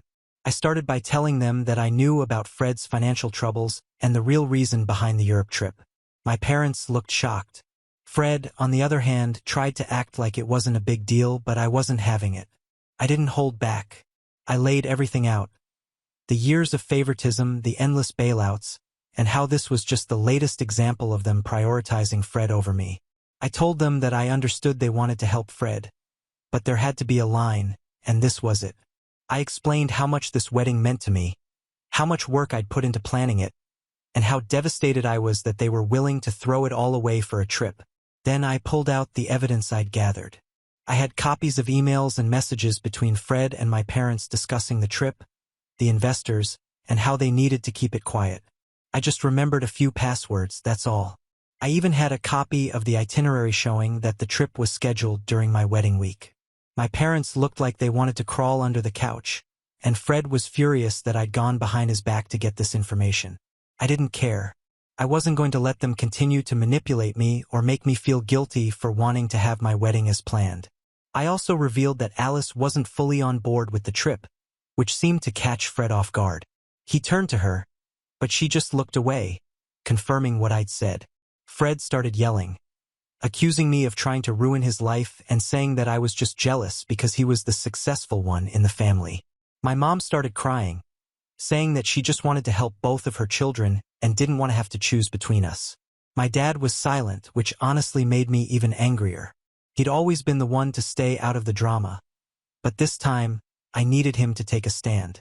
Alice finally spoke up and said that she wasn't comfortable with the idea of missing the wedding, especially now that she knew the full story. She said that they needed to find another way to deal with Fred's business problems that didn't involve sacrificing family events. Fred looked like he wanted to argue, but Alice stood her ground. I actually felt a bit of respect for her in that moment. But I wasn't done yet. I told them that they needed to make a decision. Either they prioritized this trip and missed my wedding, or they found another way to help Fred that didn't involve abandoning me. I made it clear that I wasn't going to change the date, and if they couldn't accept that, then they were making their choice clear. I gave them 24 hours to decide. I told them that if they didn't choose to come to the wedding, I would cut ties with them. I wasn't going to let them continue to treat me like I didn't matter, and I wasn't going to let them ruin my wedding day. I even hinted that if they forced me to, I'd go public with the whole story. The last thing Fred needed was for his potential investors to find out about his financial mess. And I knew that was my trump card. My parents looked like they'd been hit by a truck, and Fred was angry. Alice just looked sad. I didn't want to do this, but I was tired of being pushed around, tired of always coming second to Fred's needs. I stood up, told them they knew how to reach me, and walked out with Aaron. Since that meeting, things have been hard. I haven't heard from my parents or Fred, and I'm not sure what they're going to decide. So now I'm just waiting to see if my parents will finally put me first, or if this is the end of our relationship as I know it. Update 2. The day of the wedding finally arrived, and despite all the drama leading up to it, I wanted this day to be perfect. Aaron and I had worked so hard to make it special, and I just wanted everything to go smoothly. My maid of honor, Nancy, who's been my best friend since college, kept reminding me that today was about Aaron and me, and nothing else mattered. We got ready at the venue, a beautiful garden estate that Aaron and I had fallen in love with the moment we saw it. I knew my parents were coming, but I hadn't spoken to Fred since our last conversation. I wasn't sure if he'd show up or not, and the thought of a potential confrontation was weighing on me. The ceremony was beautiful, and as we exchanged our vows, I felt like the luckiest person in the world. My parents were sitting in the front row, and when I glanced over at them, I could see my mom wiping away tears. It was a small but significant moment that made me feel like maybe we were on the right track after all. The ceremony itself was everything I'd hoped for. We kept it intimate with just close family and friends, and the officiant did a wonderful job of making it feel personal and heartfelt. After the ceremony, we took photos in the garden. The light was perfect, and the setting was just magical. My parents joined us for some of the family shots, and while things were still a bit awkward, it was clear they were genuinely happy for us. I could tell they were trying, and that meant a lot to me. When it came time for the reception, the speeches were touching. My dad even surprised me by giving a heartfelt toast where he apologized for the recent tension and expressed how proud he was of the woman I'd become. It was a big step for him, and while it didn't erase everything that had happened, it felt like a new beginning. Just when I thought the day was going off without a hitch, Fred and Alice showed up. They hadn't RSVP'd, so I wasn't sure if they were going to come at all. They walked in during the middle of the reception, and for a moment the room went quiet. Fred looked like he had something to prove. He walked up to our parents first, had a quick whispered conversation with them, and then made his way over to Aaron and me. Alice hung back, looking uncomfortable. When Fred reached us, he congratulated us, but it was clear he wasn't really there to celebrate. He was there to make a statement. He tried to start a conversation about his business troubles right there in the middle of our wedding reception. It was like he couldn't stand not being the center of attention, even on my wedding day. Aaron stepped in before I could say anything. He calmly told Fred that this wasn't the time or place to discuss business, and that today was about celebrating our marriage. Fred didn't take it well. He tried to argue, but Aaron wasn't having it. Eventually, Fred gave up and walked away, but the damage was done. I tried my best to push it aside and enjoy the rest of the evening. We danced, cut the cake, and spent time with our friends and family. Despite Fred's attempt to cause drama, the night ended on a high note. I was officially married to the love of my life, and nothing Fred did could take that away from me.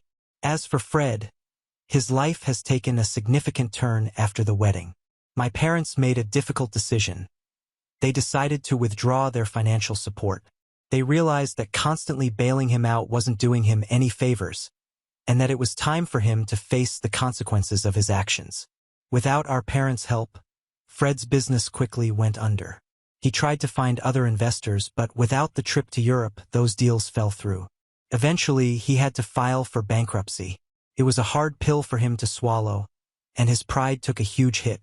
Alice, who had been growing increasingly frustrated with Fred's financial recklessness, finally reached her breaking point. She took the kids and left him, moving in with her parents while she figured out her next steps. Fred is now facing the reality of being alone and having to rebuild his life from scratch.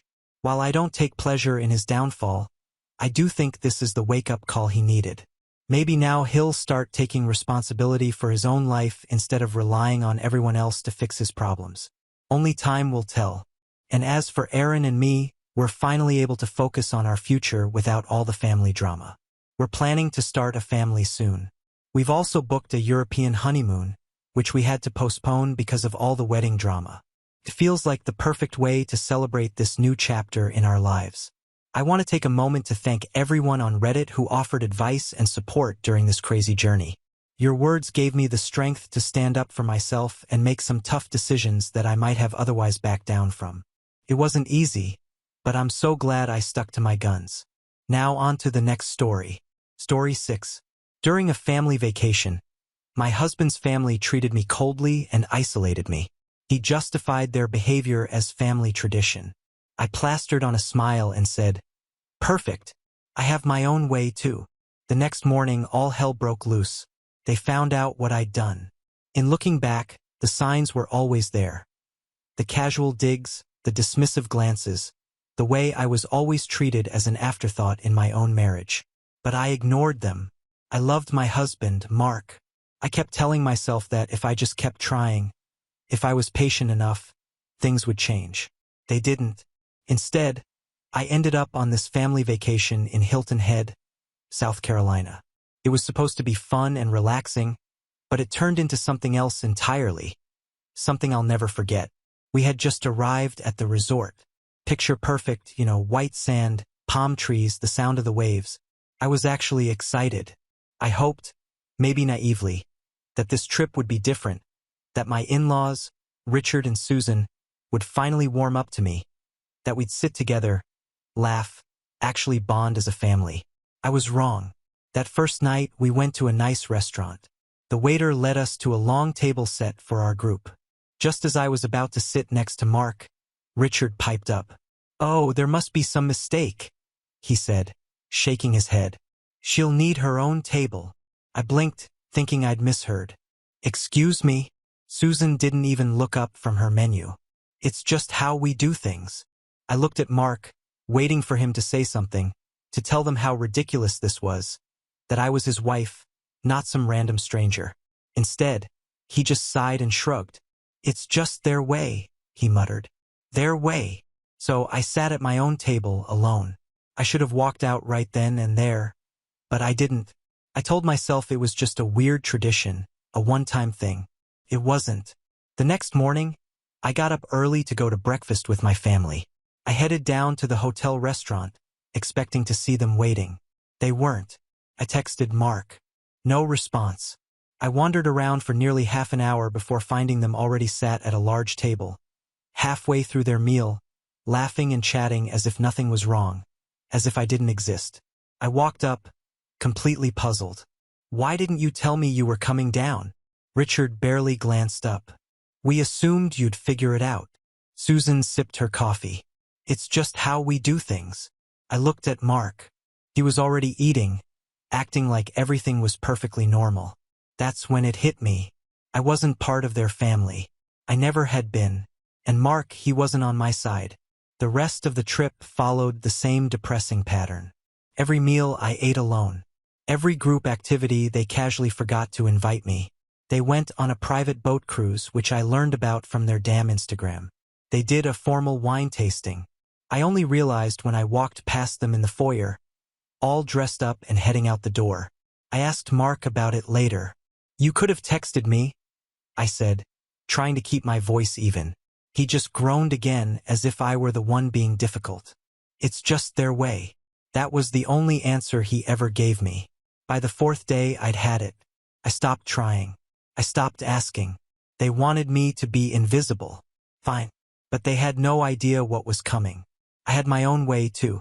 That night, while they were out drinking and enjoying their perfect little family vacation, I went back to the hotel room and got to work. I wasn't just sitting at a separate table. I was prepared to remove myself entirely, and they were about to feel it. I pulled up my email, opened the reservation confirmations, and got to work, because guess what? I had booked everything. The hotel bore my name. The rental car was paid for with my credit card. The dinner reservations were on my account. Susan had been looking forward to her resort spa day for weeks. Oh yes, I booked that too. I canceled everything. One by one, I wiped their precious little vacation off the map. Their rooms canceled. Their rental car gone. Their fancy dinner at the seaside restaurant? Not happening. I even called the spa to politely advise them that Susan would not be attending. Then I packed my bags, took the rental car, and left. While they were clinking glasses and toasting to their ideal family dynamic, I was already driving down the highway towards Charleston. I booked myself a luxury suite, ordered room service, and sat on the balcony overlooking the ocean, finally at peace. Meanwhile, back at Hilton Head, all hell was breaking loose. I woke up in Charleston feeling refreshed for the first time in days. The seaside wind blew through my hotel room as I sipped my coffee and sprawled out in a soft lounge chair, watching the waves roll in. Then my phone started buzzing nonstop. Mark. I let it ring. Then Susan. Then Mark again. Then Richard. I put my phone on silent and smiled. They'd finally noticed. I stared out at the ocean, at the waves crashing gently against the shore. No, I said, my voice firm. I think I've already fixed it. And I hung up. After I hung up on Mark, I sat there staring at my phone, my mind racing. Mark had known. He'd seen all of this before, and he still let me walk right into it. I wasn't just furious anymore. I was done. I poured myself another drink, leaned back in my lounge chair, and tried to enjoy the rest of the evening. But something kept nagging at me. If he'd lied about his ex-wife, what else had he lied about? I decided to do some digging. I opened Facebook and searched for her name, Rachel, Mark's ex-wife. I had never thought to look her up before, but now I needed answers. Her profile was private, but I scrolled through her mutual friends, searching for anyone who might be willing to talk. That's when I spotted her sister's profile, Lauren, and she had public posts. I clicked on one from 2 years ago, shortly after Rachel and Mark had split. Never let a man's family destroy you. Never let them convince you that you're less than you are. My sister deserved better. We all tried to warn her. Never again. My stomach lurched. I scrolled further and found an old comment from Sarah, Mark's cousin, the same one who had messaged me. I wish she'd listened to us. At least she's free now. Listen to them. I sat there, my heart pounding.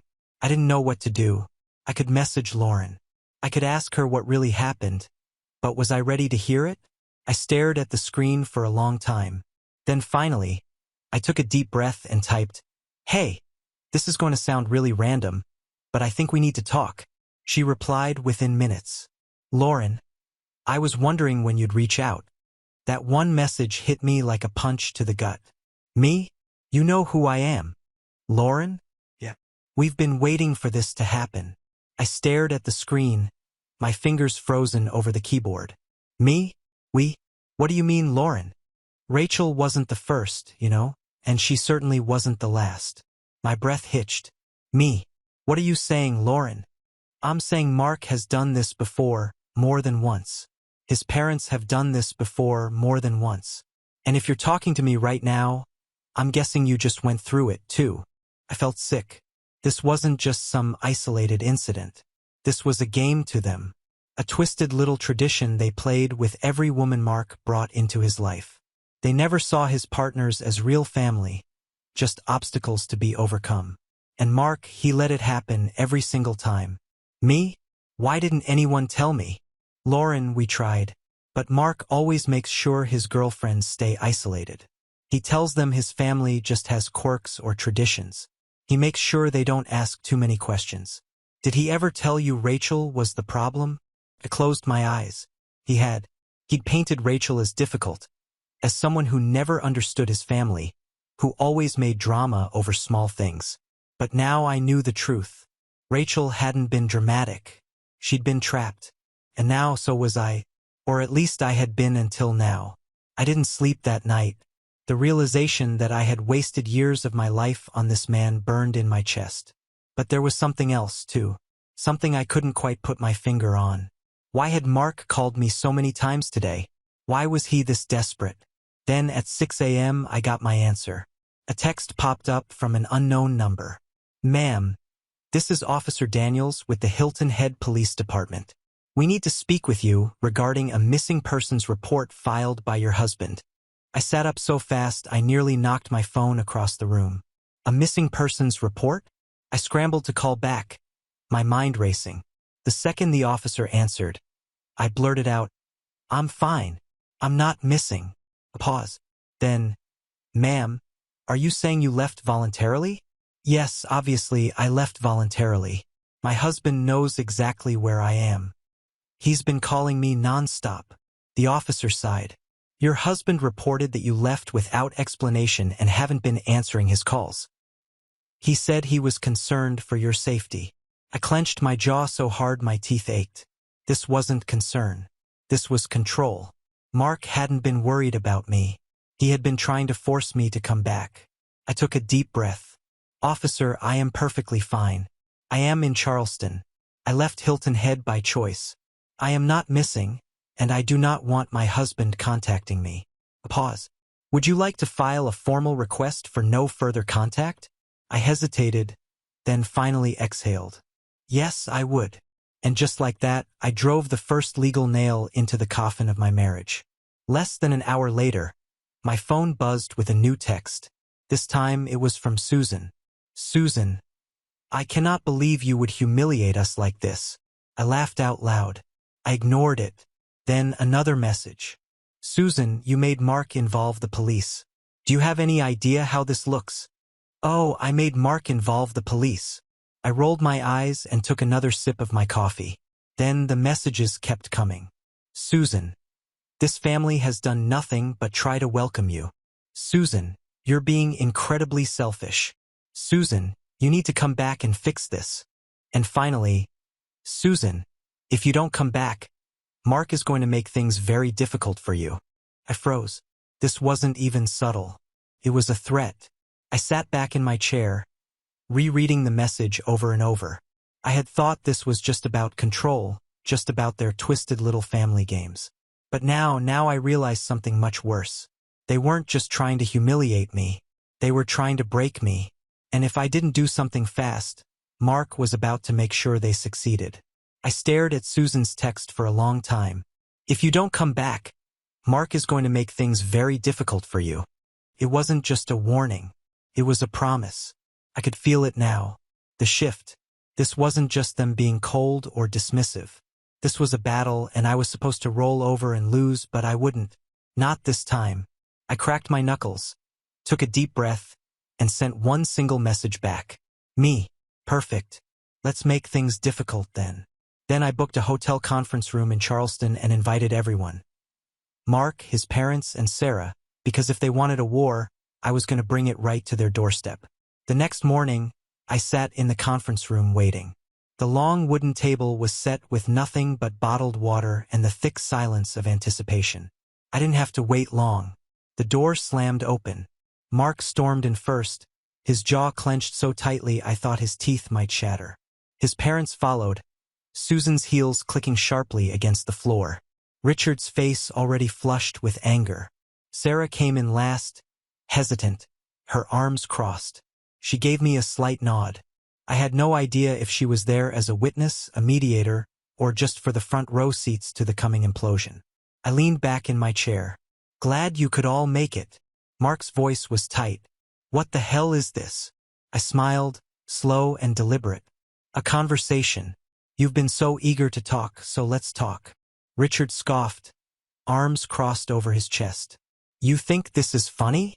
"No," I said quietly. "I think it's pathetic. I think you people play sick little games with the women in your family, and you finally picked the wrong one." Susan's eyes narrowed. "You abandoned us?" I laughed.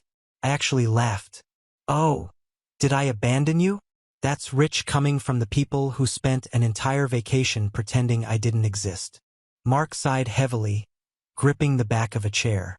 "You're blowing this out of proportion." That was it. That was the moment. I slammed my hands down on the table so hard that Susan visibly flinched. I am your wife. My voice resonated in the room, cold and clear. Not a stranger, not some random outsider. I am your wife, and you let them treat me like nothing. And you, I stabbed a finger at Mark. You knew this wasn't the first time. You knew exactly what was happening, and you let it happen anyway. His face lost all color. Susan cut in quickly, her voice sharp. We were just following tradition. I shot back. It's not tradition, it's control.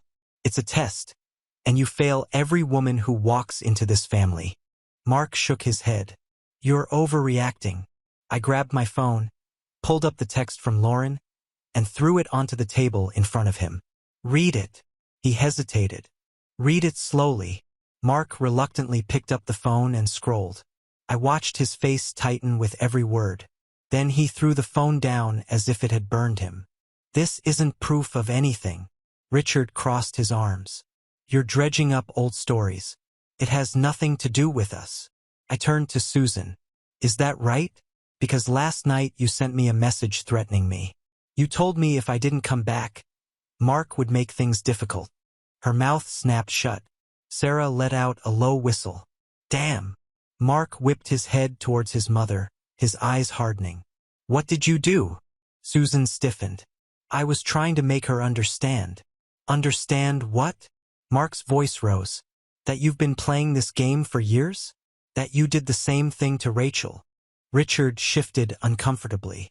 Susan shot him a desperate look, but the damage was done. Mark's jaw ticked. Jesus Christ. And just like that, I saw it. The crack. The tiniest fracture in his carefully constructed loyalty to his parents. The moment he realized I hadn't been wrong, that I had never been wrong. Mark turned back to me. For the first time, he actually looked unsure. I stared at him, waiting to see if he would finally say something that mattered. But then he ran a hand through his hair. I can fix this. My stomach dropped. That was his first instinct. Not an apology, not regret, not a goddamn ounce of empathy. Just fixing the optics.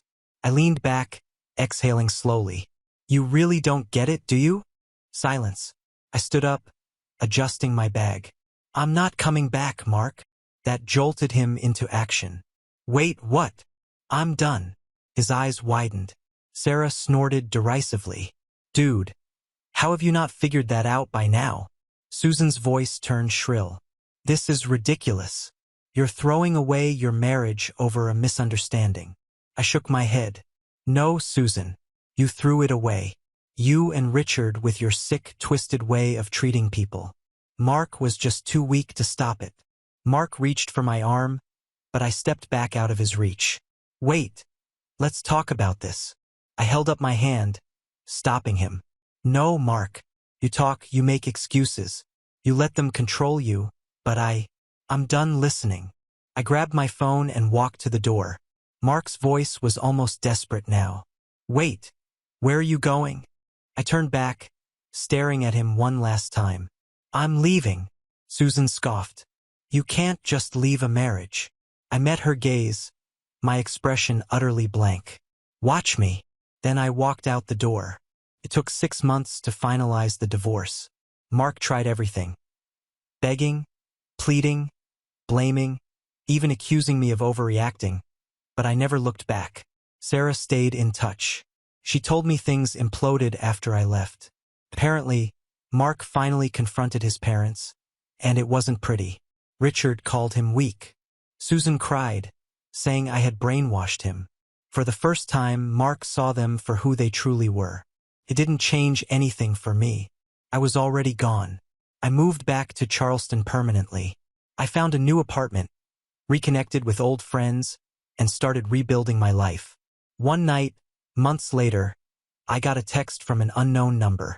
Mark, I see it now. I'm sorry. I stared at it for a long time. Then, with a deep breath that felt like releasing years of pent-up tension, I deleted it, because for the first time in what felt like forever, I was free. Now on to the next story. Story 7. Am I the a-hole for torpedoing a dude's entire career because he was a bully at work? So, to preface, I know I'm something of a Nepo baby, but it is what it is. My mom is incredibly successful in a very niche but very lucrative field of business. This allowed my dad to be a SAHD and for me and my siblings to get a good education. When I graduated from college, I decided to go into the same field as my mom. While I love her and our relationship is good, I very much did not want to only be viewed as her kid or receive special treatment due to how well regarded she is. So, I use my dad's surname and generally keep who my mom is to myself. I also avoided coming to work for her. In my field and country, it's generally accepted that people are hired for a trial period, at the end of which either the employee or employer can cut ties with no fines or compensation required. So anyway, I went to work at one company. Again, I'll remind you, very niche market, very few employment opportunities. I went in for my trial period, and everyone seemed pretty happy with me. I put out some fires, and one superior describes me as a workhorse because I'm first to the office, last out the door. It goes pretty well, except for one colleague in my team. This dude is a huge jerk.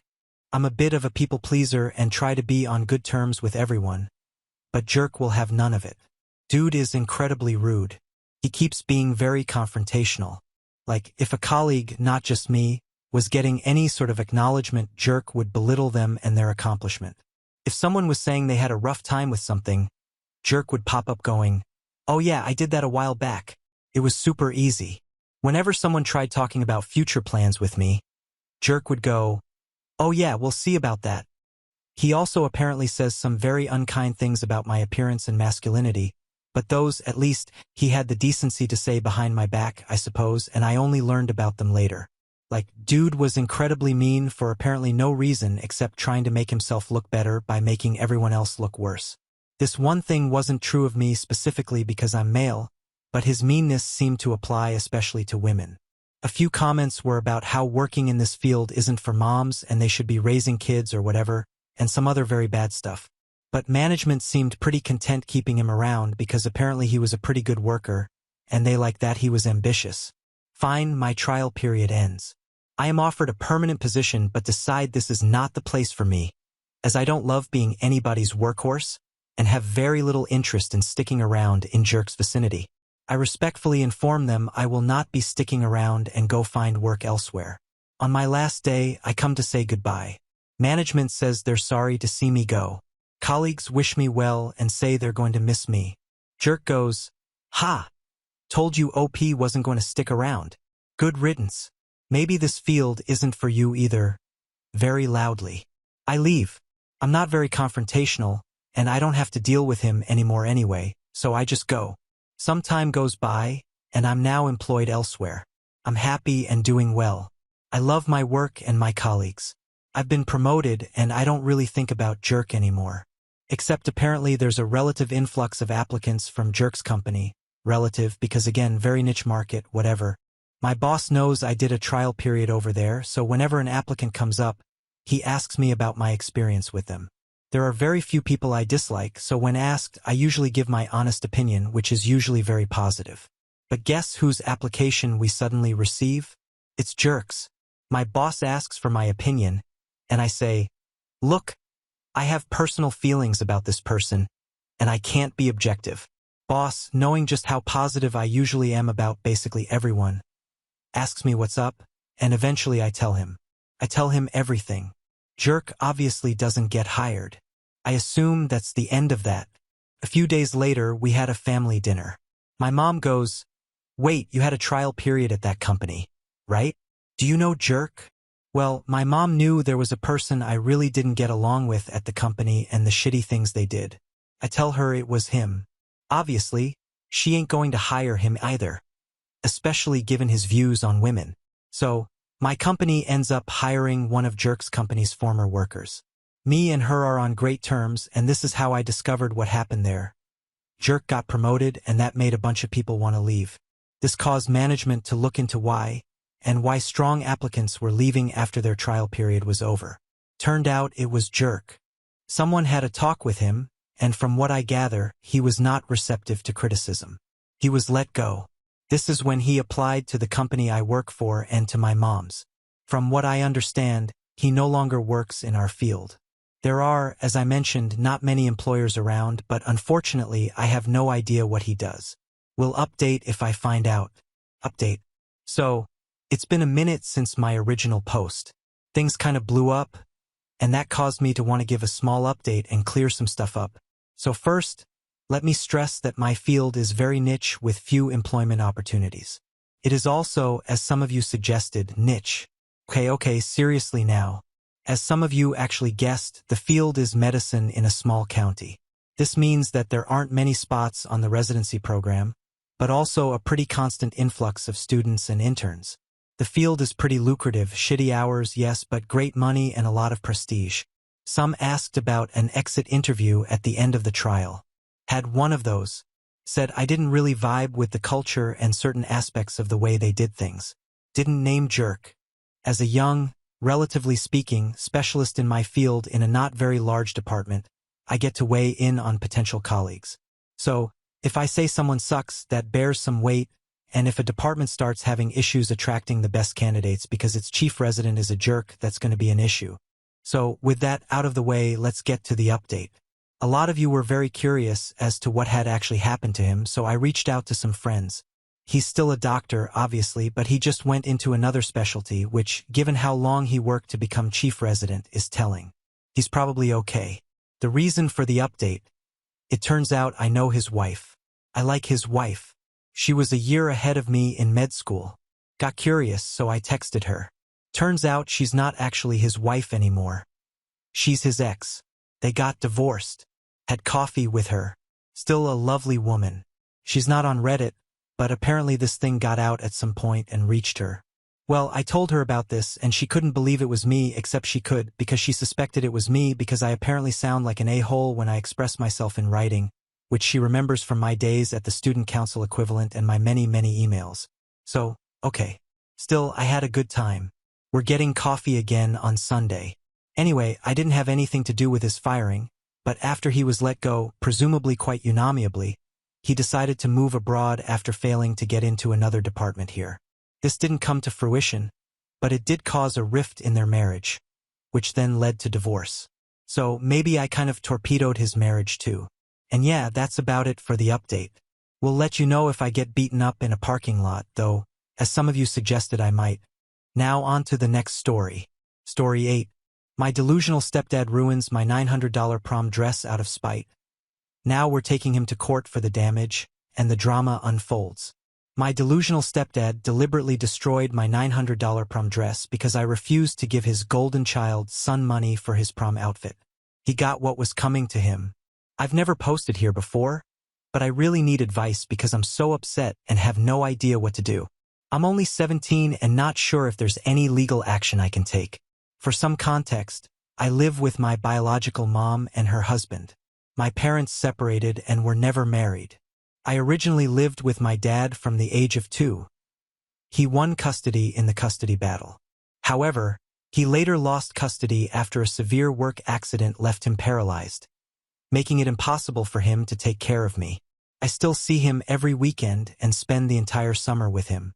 When I was 10, I moved in with my mom, her husband, and their 2 sons, one stepbrother and one half-brother.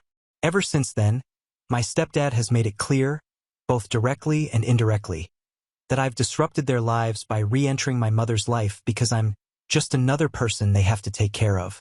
I've been working since 10th grade and have been saving up for my senior year in college since last year with the money from my job. My mom and her husband made it clear that my mom would only help with the basics, like my graduation cap and gown, senior dues, and senior class photo. Everything else, like prom, I'd have to pay for myself. I earn about $400 every 2 weeks from my job, which I've been saving entirely. I also make extra money by doing nails, around $100 a week plus tips, which I use for spending money. Since it's my senior year and the last year of high school, I wanted to go all out for prom, so I set an $800 budget for my prom dress. My prom is in April, and I wanted to get my dress early since the really cute ones sell out fast. So, I went prom dress shopping in December and found a gorgeous dress that cost $890. It's dark green with a long train, rhinestones embedded in it, and glitter throughout the fabric. When I first showed my mom and stepdad the dress, They asked how much it was. My mom said she wouldn't pay for a dress that expensive, but I told them it was fine because I had more than enough money saved up to buy it and would still have plenty left. $2,230,000 to be exact. Though only my mom knows that. My mom said I could get the dress and that it was very pretty. However, my stepdad said it was irresponsible and a waste of money, and that I should use it for better things like helping out the family and paying some bills, suggesting I get a cheaper dress for no more than $300. Mind you, both his sons own PS5s and multiple pairs of $200 plus shoes. Long story short, my mom disagreed with him and I ended up getting the dress. She even contributed $150 toward it. However, ever since then, my stepdad constantly brings up that I should help pay for things around the house since I have so much money to throw away. But my mom always shuts him down, saying that I work hard for my money and that I already help out by paying for Netflix, Amazon Prime, and Hulu bills while my 18-year-old stepbrother doesn't pay for anything. Last Saturday, we had a huge argument because my stepdad suggested that I should help my stepbrother pay for his prom, to which I firmly said no. He later called me selfish and said it wasn't fair that I get an expensive outfit while his son doesn't. I guess I responded with some snark, saying, "That's not my child or my problem." He then tried to complain to my mom, who sided with me, saying that if anything, he should pay for his own son's prom. Well, today I woke up from a nap and noticed my prom dress was missing from my closet. It was right at the front, so I immediately noticed it was gone. I asked my stepdad if he'd seen it since my mom was at work, and he told me with a condescending smile that he was washing it. I immediately ran downstairs and saw my dress being washed on the heavy-duty cycle. I canceled it right away, but the damage was done. Most of the rhinestones had fallen off, the glitter had washed out, and the entire dress was mangled. I took one look at it, then threw it in a trash bag and left for my friend's house, taking the dress with me. I texted my mom and sent her pictures, but I'm currently at my friend's house lying on her bed. Her parents hung the dress outside to air dry so that my stepdad can't blame them if it was dried in the dryer. I know he did this to spite me because he never washes clothes, cooks, or does anything around the house since he considers himself the man of the house. So there was no reason for him to be washing my dress, even if it needed washing. Is there anything I can do? I realize neither of them can replace it considering their difficult financial situation. I'll keep you all posted when Mom gets home. So far, my stepdad has called twice, but I haven't picked up, and my mom's at work and unable to take calls. Edit. I'm not sure how to add updates, so I'll just include an edit. My mom and I just spoke on the phone, and she's furious and on her way home. My friend, her dad, and I are heading to my house now, and my mom said she was going to call the cops as soon as she finished talking to me, so they might be there by the time I arrive. We've taken pictures, and my uncle, who is my mom's brother, will be over by 8 because I contacted him while he was at work. I've been considering your suggestions about withdrawing my money from my account, and I discussed it with my dad, who told me I could stay with him. Update.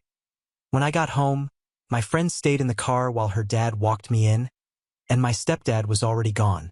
However, the police were at the house. As of now, the police said they couldn't really arrest him because it's not like he technically stole anything. It's hard to explain, but basically, they said that because he washed the dress and didn't keep it, it's not considered theft. They suggested I could get a confession and have him pay or take him to small claims court. Also, the dress is non-refundable if damaged, so I can't return it or anything.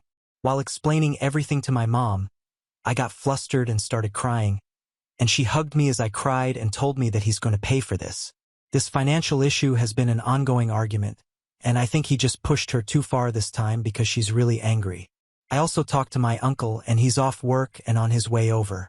Apparently, my uncle and stepdad have a rocky history since my stepdad has mouthed off to him in the past. When I explained what happened, my uncle reassured me that everything would be okay and if needed, he would buy back the dress before it sells out, so I'll still have it for prom. He does expect my stepdad to pay me back one way or another, so it looks like I'll probably end up with my dress for free. Maybe that's a small victory. I'll likely update more later tonight, but things seem to be heading in the right direction. Edit to clear up any confusion. I pay for the streaming service bills because I really want to watch the shows on those platforms, and my mom works hard but doesn't earn enough to afford those services on top of everything else, so I offered to pay for them so we could have them. She's not the kind of mother who would pick her husband over me, and she always defends me. My stepdad has never pulled a stunt like this before. He just tries to convince her to control my money and savings, but she's never touched my savings. I feel like that's why they always clash, because he has this mindset that we have all these financial troubles, and your daughter could solve them with her savings, and you have access to them. My uncle came over, and he and my mom had a bit of an argument because he blamed her for enabling my stepdad's behavior by not leaving him, which he thinks is why my stepdad felt comfortable doing what he did. She argued back, saying she's always defended me against him and has never taken any of my money, which is true. We all talked about it for a while, and she revealed that they actually had an argument last night about paying off a car payment. She mentioned how all these bills are wearing her down, and he responded by saying it wouldn't be such a burden if she used my savings and didn't let me spend it on foolishness. She got angry and defensive because he keeps bringing it up. He also pointed out that the $900 I spent on my dress could have covered the car payment for the next 2 months. By the way, he only knows about my savings because he knows how much I get paid and that I've been saving all of it, so we think that's what triggered him to throw my dress in the washer. My mom and stepdad have been texting back and forth, and he admitted that he washed the dress to teach me a lesson about not spending so much money on something that can be ruined so easily. But he deliberately set the washer to heavy duty, so it's clear he intended to destroy it. My uncle has offered to replace the dress, so I don't need to worry about not having my special dress. We called the boutique and explained everything, and they said they could order another dress, though it won't arrive until February 23rd, which is fine. My mom sent my stepdad a long, threatening message, basically calling him out. She's really heated right now, so I'm going to try to ask for a screenshot later. She and my dad also talked and decided it would be best if I got my own bank account so that my stepdad can't use the excuse that she has access to my account, which is also great. My mom and I had a discussion about what's going to happen next, and she said she's not sure yet because it's all a bit overwhelming for her. She's seriously considering leaving him, but I guess she doesn't want to talk about that just yet. My stepdad is currently staying at a friend's house. I'll keep updating, and I might have another one tomorrow. My friend's parents are going to keep the dress at their house, and I'll pick it up tomorrow to have his proof. My uncle has wired me $1,000 for my prom dress, and I'm planning to use the money to replace the dress and buy new shoes. He's quite well off, which is one of the reasons I reached out to him in the first place. I'm going to call the boutique and see if they can reorder the dress, and I'll just pick it up sometime in February. However, we still want my stepdad to pay in some way, and we're working on that. My uncle has also called my other uncles and aunts with my permission to vent about the situation, so now most of my mom's side of the family, who all live in Georgia, are aware of what happened. I woke up to a flood of texts expressing sympathy and even some offers of money for prom, which have added up to about $300, so that's a positive outcome. My mom also contacted my step-in-laws, who then spread the news complete with pictures, and I guess most of them are shocked except for his mother, who is still buying his excuse that it's just a dress and it was an accident despite the evidence. I also got a call from my stepdad's sister who expressed sympathy, and through our conversations, I learned that my stepdad has been asking a lot of his family for financial help because for some reason he's bought so many things on credit that he can't keep up with the payments. My mom called my stepdad for answers, which we recorded, and he's basically trying to blame her, saying that if she hadn't pissed him off last night, he wouldn't have done it. He claimed he was trying to teach me a lesson about being responsible with money and that he had planned to lecture me afterward. My mom has now broken up with him because he blamed her for caring more about me than him, which is bizarre. This led to an argument where my mom said, "You think I care about her more than you? Well, you're about to see just how much I do." Their relationship had already been rocky because he can't manage money, and this was the final straw for her. So a lot has happened. First off, we've placed an order for my dress, and it's being shipped now. It should arrive at the boutique by February 23rd, so that's sorted. My stepdad and mom are officially broken up, but my mom isn't sure yet if she'll proceed with a divorce because everything is still so fresh and lawyers are expensive, and she can't afford it right now. They also have a prenup, so they don't share any assets, and the house is my mom's. It was her dad's house that she inherited. She had a different dad from her siblings, who all share the same father. My stepdad came back with his brother after a while and tried to make up for everything by buying me a new dress from Macy's that's similar in color and length to the original. But it's very tacky and ugly and looks nothing like the dress I originally had. He then tried to apologize, saying it wasn't his intention to ruin the dress and that he was just going to wash it to make a point, like, "See, this is why you don't buy things like this." And then he would have bought me another dress. But that explanation makes no sense at all. My uncle also came back to the house after I texted him that my stepdad had returned. My uncle was at the store when he got my message, and when he arrived, they got into a huge argument. My uncle demanded to know why my stepdad destroyed the dress. But my stepdad said he wasn't going to let anyone walk into his house and start making demands. My uncle called him a name and my stepdad told him to say it again, so he did, and they ended up fighting. My stepdad lost the fight and then threatened to call the cops. But we reminded him that he swung first. After that, he went on a rant, cussed us out, and left, taking the dress with him.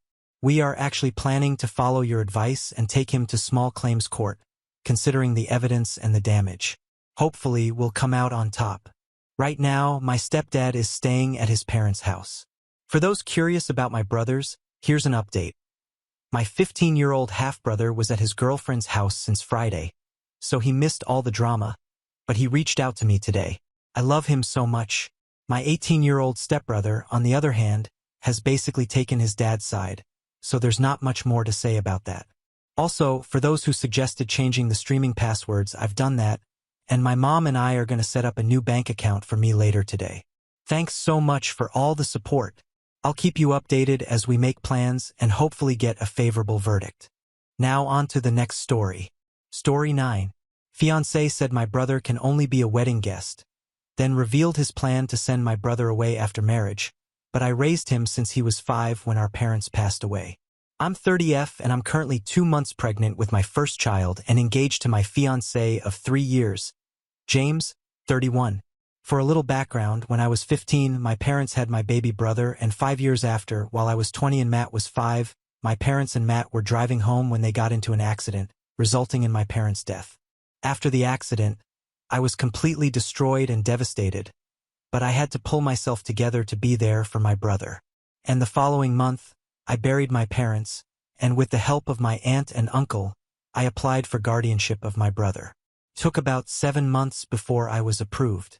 I had to get a stable job/income, which I did, proper housing for me and my brother, which I did by using money from my inheritance to buy a house and other little things, but in the end, I got my guardianship of my brother. It was hard at first, working while looking after my brother. It's easy now, but there are still its ups and downs, but I would do it all over again for my brother. I met my fiancé when I was 27 at a gathering and we just clicked. After 3 months of dating, he proposed to me. At first, I said no because I still have my brother to take care of, but after thinking, I said yes, and we agreed to wait until we were financially stable. In the beginning of this year, we wanted to tie the knot since I was pregnant because I didn't want my baby to be born out of wedlock, and we started the preparations and the wedding is happening in October. But from what happened last week, Saturday night, it looks like there isn't going to be a wedding. There were many issues where we fought and resolved. For example, the wedding date. The date my fiancé wanted for the wedding was on my brother's birthday. I had a problem with that. I wanted to throw my brother a big party because he is turning 14, so I offered the week after, in which we argued and he even ran to his mother to try to convince me, but I stood my ground stating my brother's birthday is important to me and him. There was a little more fighting, but we ended up coming to a resolve. Then there were the roles I wanted my brother to play in my wedding. At first, I offered my brother to be his best man, but he said he wanted his best friend. I said okay. Then I said ring boy, he would hold the rings on the little pillow and bring it up to us. But James said he wanted his nephew. I said okay and left it.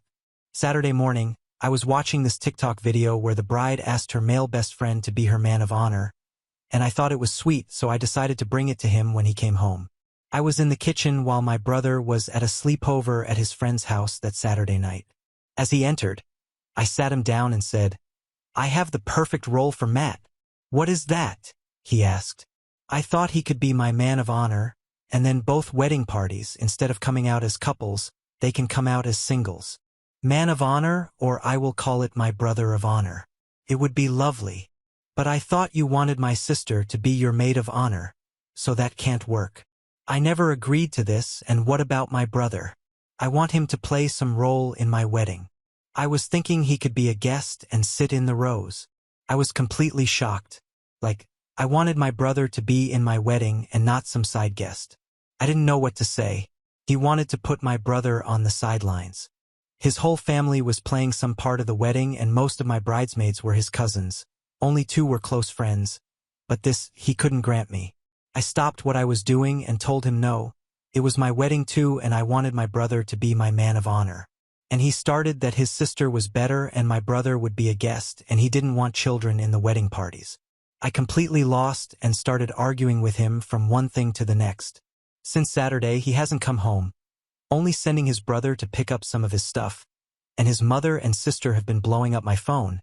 But I'm a selfish woman, and so what if my brother is a guest? So the last time they called was Wednesday night, and I went bats hit crazy on both of them, using language I'm not proud of. But I ended the call with, yes, my brother is more important than him in this wedding, if it's happening, and I will never put him in front of Matt, so I'm sorry. And to let James contact me to talk things out. Update 1. Hello, everyone. I'm very sorry I didn't get to update due to me being busy with work and canceling every wedding preparation I made and preparing Matt for sports camp. I would like everyone to know that I will not be marrying James, and we broke up. Well, on Friday, the week after posting my original post, I got a message from James asking to meet and talk, which I only agreed to if I could pick the day that we can meet, in which he agreed to. After picking a day, which was Sunday, where I knew that Matt wouldn't be home all day, I notified James, and he came around the midday period with his mother. I was shocked when I opened the door, letting them in as they sat in my living room, not saying a word for a few seconds, which made the moment more awkward than James. Then James stated that he was sorry for leaving and staying away because he needed to think. Then his mother started condemning me, saying that I wasn't acting like a future wife, and I should put my future husband's thoughts into consideration, and a lot of other comments. My name, I'm disappointed in you. You're getting married and you need to stop acting like this to your future husband, she said to me. I scoffed hearing that, then turned to James asking what was his problem with my brother, and it has more to do with me showing attention to my brother than him. He sat there not saying a word for a while, and then stated he wanted a life with me and the unborn child but not with Matt. I felt utter disgust for him at that moment as he continued to say that after the wedding and having the baby, he thought he would convince me that raising a baby and a teenager would be hard on both of us and it would be best for me to send Matt to live with my uncle and aunt, but he would allow me to still support Matt financially. I was completely shocked, and before he uttered anything else, I told him, sorry, but no, it isn't happening and my brother isn't going anywhere. I stood up and took off the ring, handing it back to him and told him it was over. After saying that, both him and his mother got up arguing that I didn't have to do that and I will regret this, and he started to cry asking me to think about what I'm saying. I just walked over to the door, opened it, and gestured for them to leave. A few minutes passed. Then they headed through the door with James crying and pleading while his mother was calling me some nasty names. Later on into the evening, his sister and mother rang down my phone cussing me out, but I only told them to let James come for his remaining stuff. There are a few things I would like to respond to. 1. I saw many ask why I didn't choose Matt to walk me down the aisle. I gave my uncle, my father's older brother, the role because after the whole funeral, he was there helping me to acquire guardianship and just being there over the years for both me and Matt. 2. Furthermore, I made a mistake in my original post. Matt is turning 15 this year. I didn't see the typo. I'm truly sorry for that. 3. Many of you advised me to abort so I wouldn't have any ties to James, but I'm sorry, I had to think and I wouldn't do any abortion and I would carry the baby to full term. 4. As many of you stated, I should sit down and talk to my brother and if James even mistreated him when I'm not around, in which I did, but he said no, that James mostly ignored him and he does the same. Plus, I also told him the wedding is off. Now on to the next story. Story 10. Am I the a-hole for getting upset and crying when my boyfriend let his best friend's wife alter the dish I prepared for dinner? Throwaway account. My boyfriend, 28M, and I, 22F, met at work 2 years ago.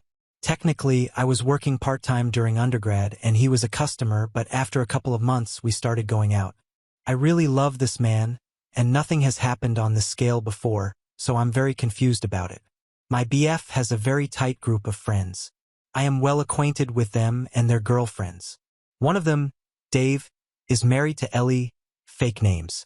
Ellie is an excellent cook and often hosts dinners, and everyone brings a dessert to those dinners. I am the youngest in the group, so most times they brush off my requests for contributing or bringing in a dessert. However, the last time I asked Dave and Ellie if they wanted anything extra, like wine or some sweet dish for dinner, they said I could bring one of those sweet dishes I make for my boyfriend. I'm Indian, and even though I can't cook as well as my mom, and I'm well in a different country for studies, I called my mom up and had her teach me properly how to make a specific Bengali sweet, which is my favorite. I had my friends taste it and they said it was great. My boyfriend ate some and said it was excellent. Except, last night, I greeted Ellie and kept the dish in the kitchen. When the food was brought out and my boyfriend told everyone I made it, I saw that someone had added cinnamon powder to the sweet. You never have the sweet with cinnamon powder. The dessert tasted like cinnamon, and I felt horrible. Though everyone said thank you, and it was good, I think my face gave it away, and my boyfriend took me aside and said that Ellie had told him that my sweet looked too white and thought some cinnamon might bring some color into it. I don't know, I just felt awful and I started to tear up. My boyfriend then defended Ellie and said that his friends already think I'm a child and not to make a big deal of this and we will talk about it. I told him, Ellie asked him first. Couldn't he have told her not to add cinnamon to the sweet? He told me he didn't think it was a big deal and asked me to drop the topic. On the way home, I didn't text him good night, and this morning he said he was sorry and said my crying made him feel like an awful person. I don't know, now I think I overreacted. A few of OP's comments to a now deleted comment. Thank you. By the way, it was Rosagala. I even had my mom ask our local sweet shop what quantity they used for the sizes of Rosagala. I had managed the sweet to taste a lot like the sweet shop, so that's why I was so upset.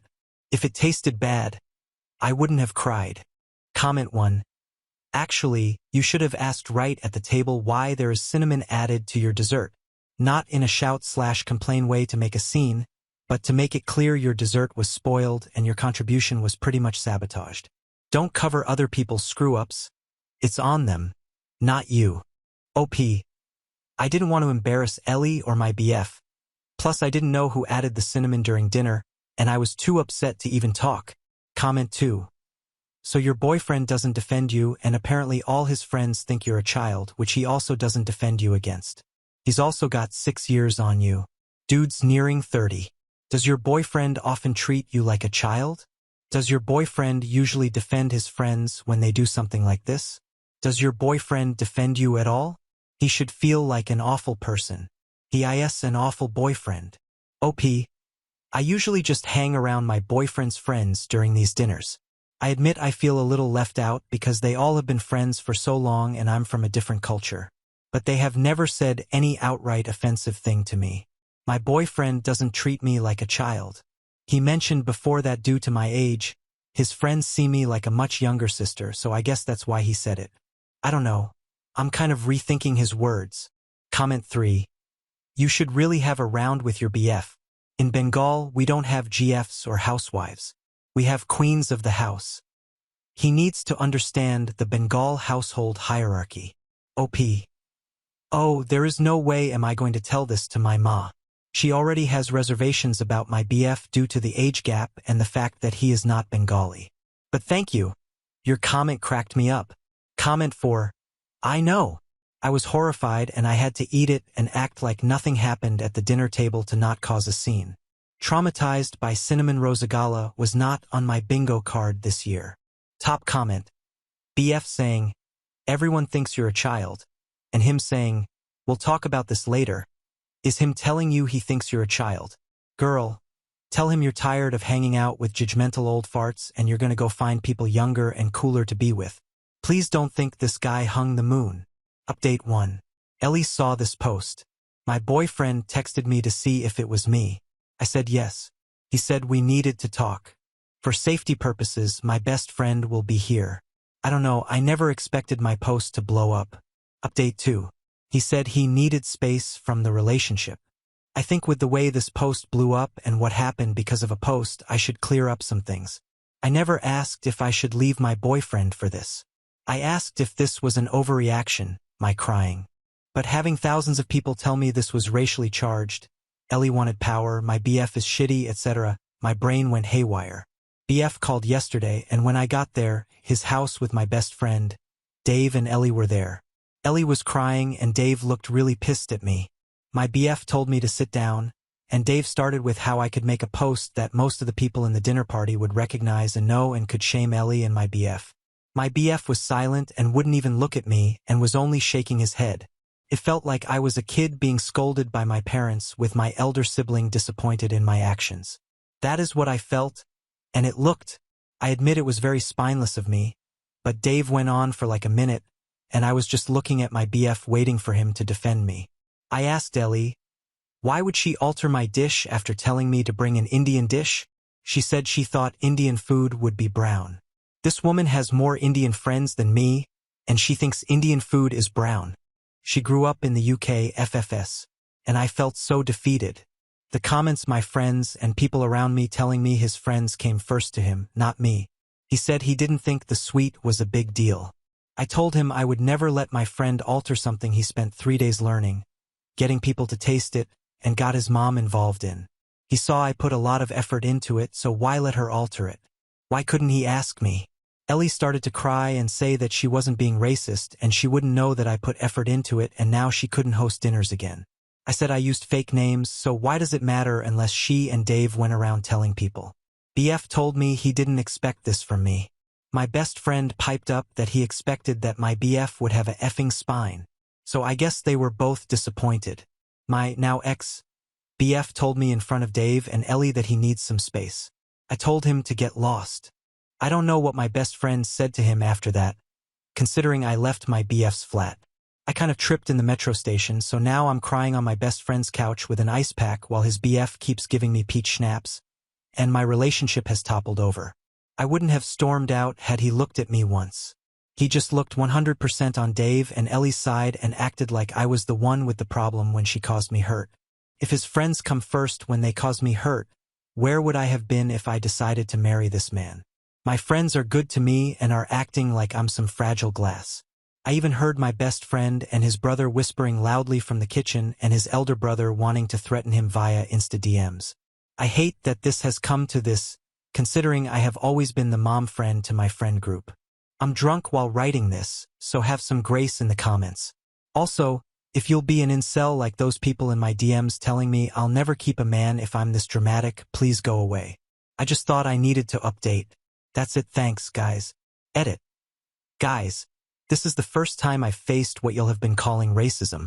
TBH, I didn't see Ellie putting cinnamon into my rosagala as racism. I was just hurt that my days of hard work were ruined. That's it. I understand I need to work on my self-esteem and not let people walk over me.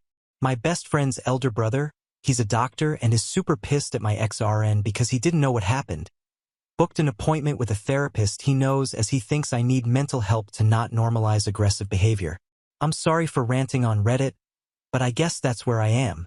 Both my best friend and I will be going. He had been there for some time before, and the situation is tense at home because Dada, bestie's brother, didn't know what was happening and tore my friends a new one for not protesting when Dave said to me, I still haven't told him it was over a Reddit post and that I'm writing here. I feel awful and I don't know how to tell my mom she was right. I wish I never went out with him. One of my ex's friends from the dinner party asked me if I really left my ex over a dessert, so I guess that's what he told people. It hurts. I know it shouldn't, but it hurts. I think it is partially my fault. I shouldn't have let myself be treated like this. There were signs and I ignored them, and now I think I'll never have another relationship because it feels like a horrible anxious feeling. Some of OP's comments. Comment 1. Completely unrelated thing, by the way. Brown rasgullas exist in India too. They're not as sweet as the white kind, so I prefer the white ones. OP. I was thinking of making rosagalas. They are brown and tastier in my opinion. I think maybe if I had made them this whole mess wouldn't have happened. Comment 2. I'm really curious what this dessert is that takes 3 days to make. Drop a link to a recipe. OP. It does not take 3 days to make. I practiced 3-4 times and because I'm not a professional sweet maker, It took me almost 6 hours, all 3 days, to properly make the chana, or the correct amount of cardamom to put into the milk for a little cardamom taste. It takes a lot of time, and you can find a lot of YouTube videos on rosagalas. Comment 3. I say date Dada or the best friend. Dada knows how to treat a woman, and he seemed royally pissed at what happened to her, going as far as to get her therapy. I've had best friends and their family as mine before, and I know they've never gone that far to help me. Is it just me? Or is it a little more than family to get so angry on her behalf and try to help her mental health? OP. My best friend is gay and is very much in love with his BF. That's the reason he was in therapy for some time. He has faced homophobia in our home country and needed counseling. And that's why his brother is overprotective of both of us. Where OP is from, for those curious, I'm from West Bengal, but not Kolkata, though I have spent a couple of years of my childhood there. Comment 4. I am from a district that shares a border with Bangladesh and both sets of my grandparents were from there. Update 3. I'm again grateful for the barrage of supportive messages and chiding I've received from the internet after the cinnamon fiasco and my post causing a breakup. I am updating because I felt like I should just update about recent events, and honestly, after just more than 2 weeks, I have started to feel good about myself, even though I feel like whenever I remember my ex, I really hope I can put this whole thing to rest and I don't have to update again for my sanity. Firstly, my ex called a few times last week. I had blocked him earlier, literally like 2 days after breaking up, and whenever he called my friends, they wouldn't pick up either. I wanted to handle this matter gracefully, and unlike what some people commented, no, I did not want my issues all over the internet and did not understand what was happening. I just wanted some advice on how to deal with my emotions and didn't want my friends to be mad at my then BF. Thankfully, the trash took itself out. I still don't know if Ellie was racially motivated or if she just hated me. I don't even care now. I don't want a man who makes his friends scold me and humiliate me. I know I deserve to be at least somebody's first choice. Ex came to my best friend's flat. I don't live there. And from what I heard from my best friend's boyfriend, he said he was very sorry and he now felt like I didn't deserve to be treated like that. He had thought when he broke up with me that I was overreacting and it was just a small thing I made a big deal out of. But then a few of his friends explained to Ellie that it definitely was a horrible thing to do and told my ex he was a BF. Who knew he had nice friends too? Ex didn't say anything more after that. He was just sorry and he said he doesn't want more hurt between us. I have decided to not contact him. I'm just done. A lecture from my mother on dating idiot men and crying every night for over a week has made me lethargic, and on top, I am fending off Dada, Bestie's elder brothers, insisting that I move in with them for some time because I'm not eating well. My dad said it's okay if I do. My family trusts my best friend and his family a lot. Needless to say, my work and studies are suffering. I haven't heard from Ellie or Dave, and I don't intend to. The person who asked me if I left my ex over a dessert, I told her what happened and she was appalled. I don't know what she told my ex for him to apologize. Honestly, I'm so done with that group. I went to one therapy session and I didn't feel good. I know I have to keep going for it to actually help me, but I can't help feeling so down. I have never been so emotionally low in my life, and I am officially not dating for the foreseeable future. I am planning a trip with friends after my final semester of my master's, and I really hope I don't bring the mood down for my friends who have been so supportive and have always made me feel I have family even though I'm away from home.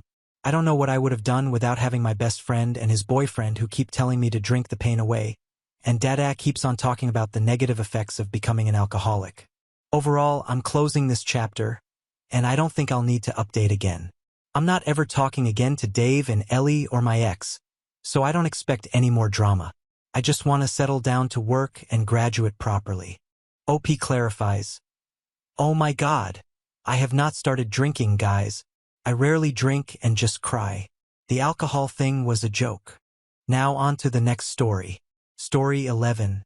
My wife overreacts to our daughter's minor injuries, causing strain in our parenting and increasing tension within the family. My 28F wife, Sophia, 26F, takes every scratch our daughters, 7 and 5, get extremely seriously.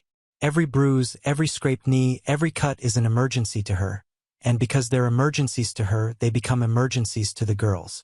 Not only does this mean it's hard to tell when an injury is actually dangerous, Did she twist her ankle or break it? Is her arm bruised or fractured? But the kids are responding badly to any hurt they feel. Now, at the mere sight of blood, the 7-year-old starts wailing like she's been stabbed. Even worse, her sister has started intentionally banging her arm into things or falling on concrete if she thinks she's not getting enough attention.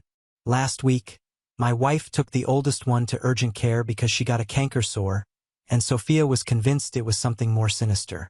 While she was gone, I had the younger one, who was upset that Sophia had spent so long on her sister and had now taken her to the doctor to get special attention.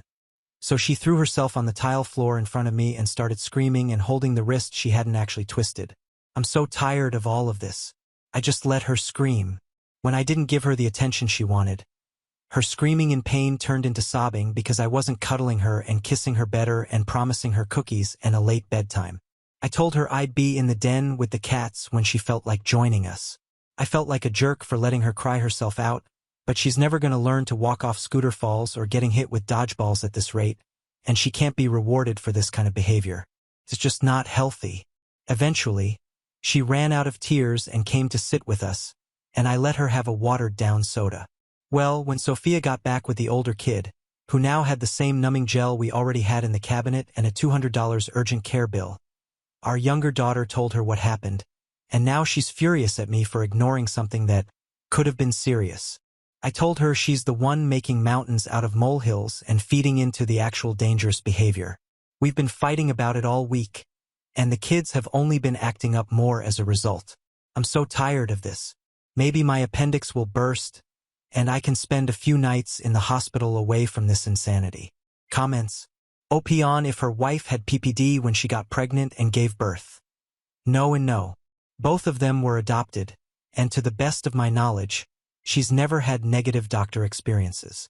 If she had, it wouldn't make sense to keep dragging the girls in for scraped knees. She's absolutely setting them up for failure. She just refuses to see that.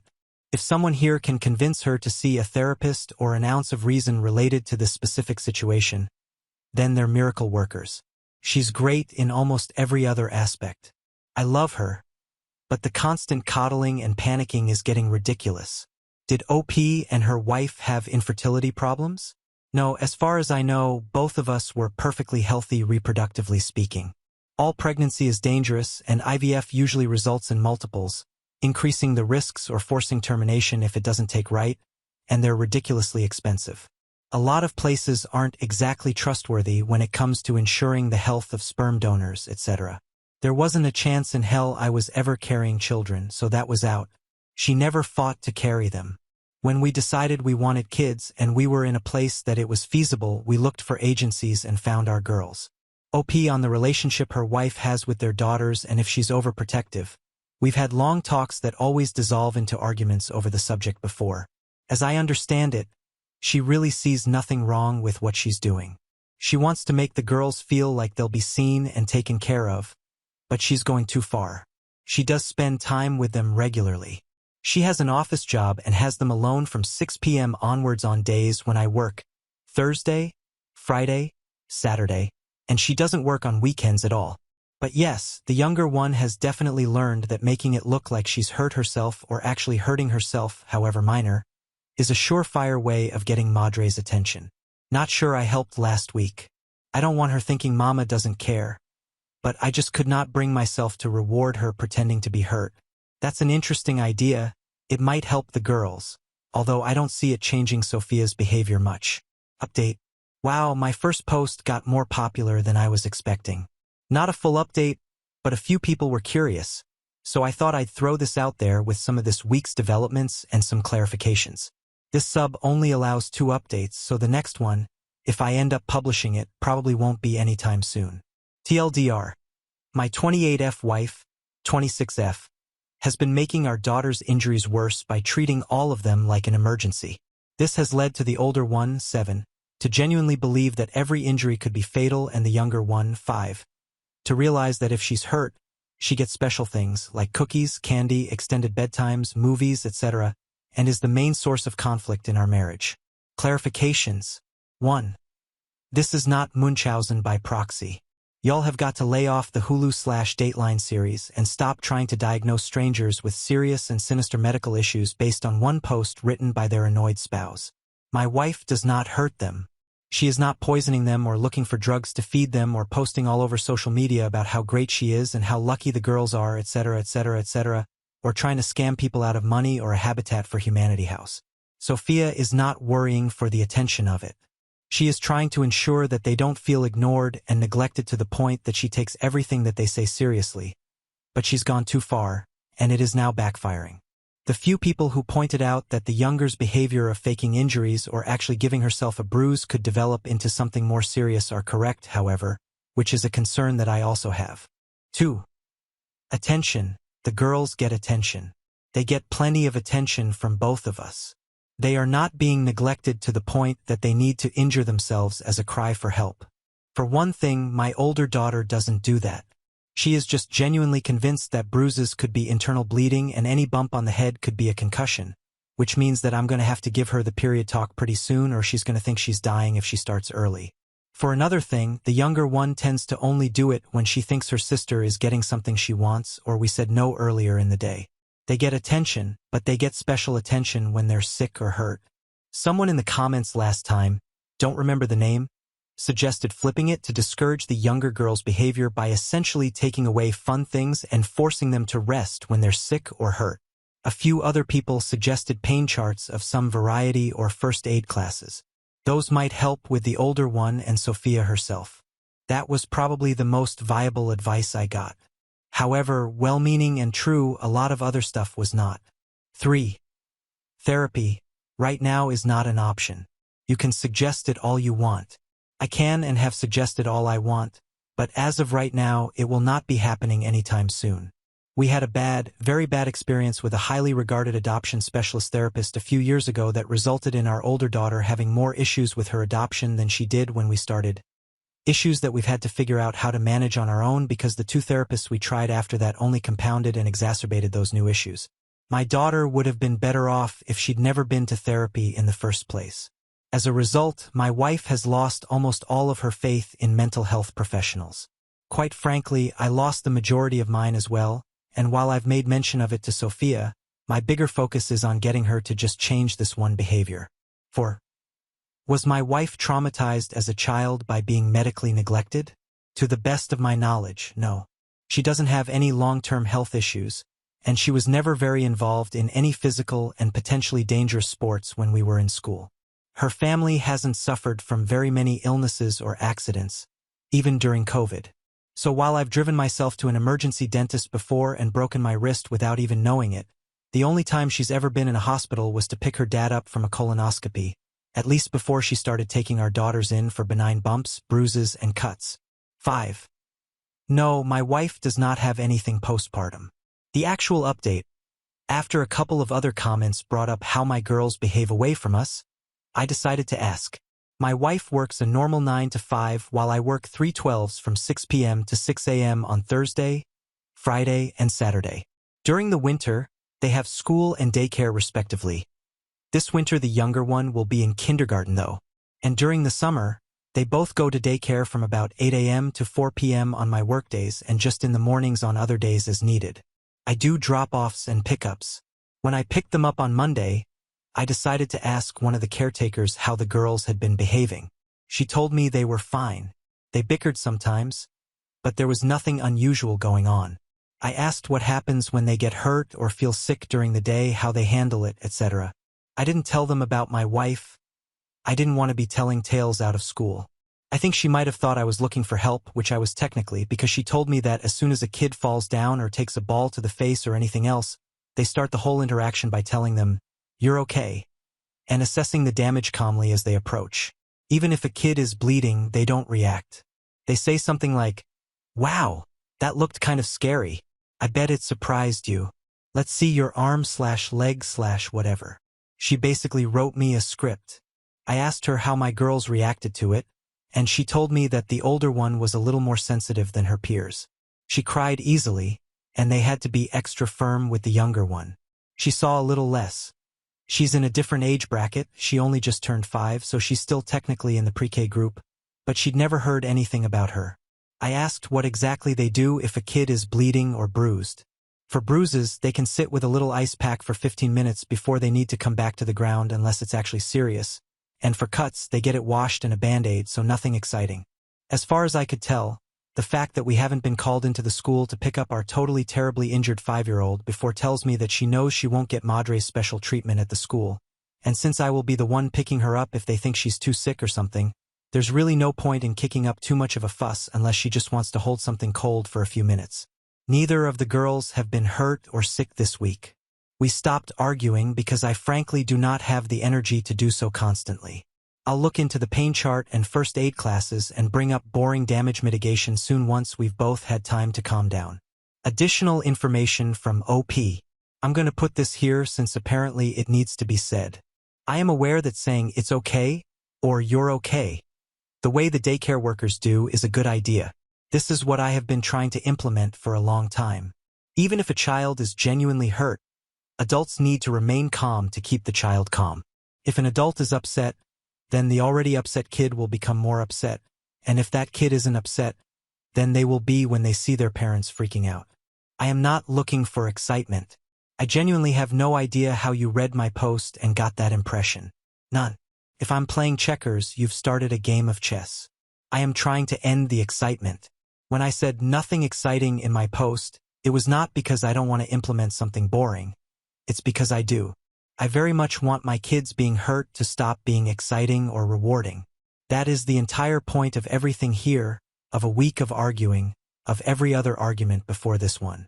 There was no one working up my older daughter. The younger one wasn't getting rewarded.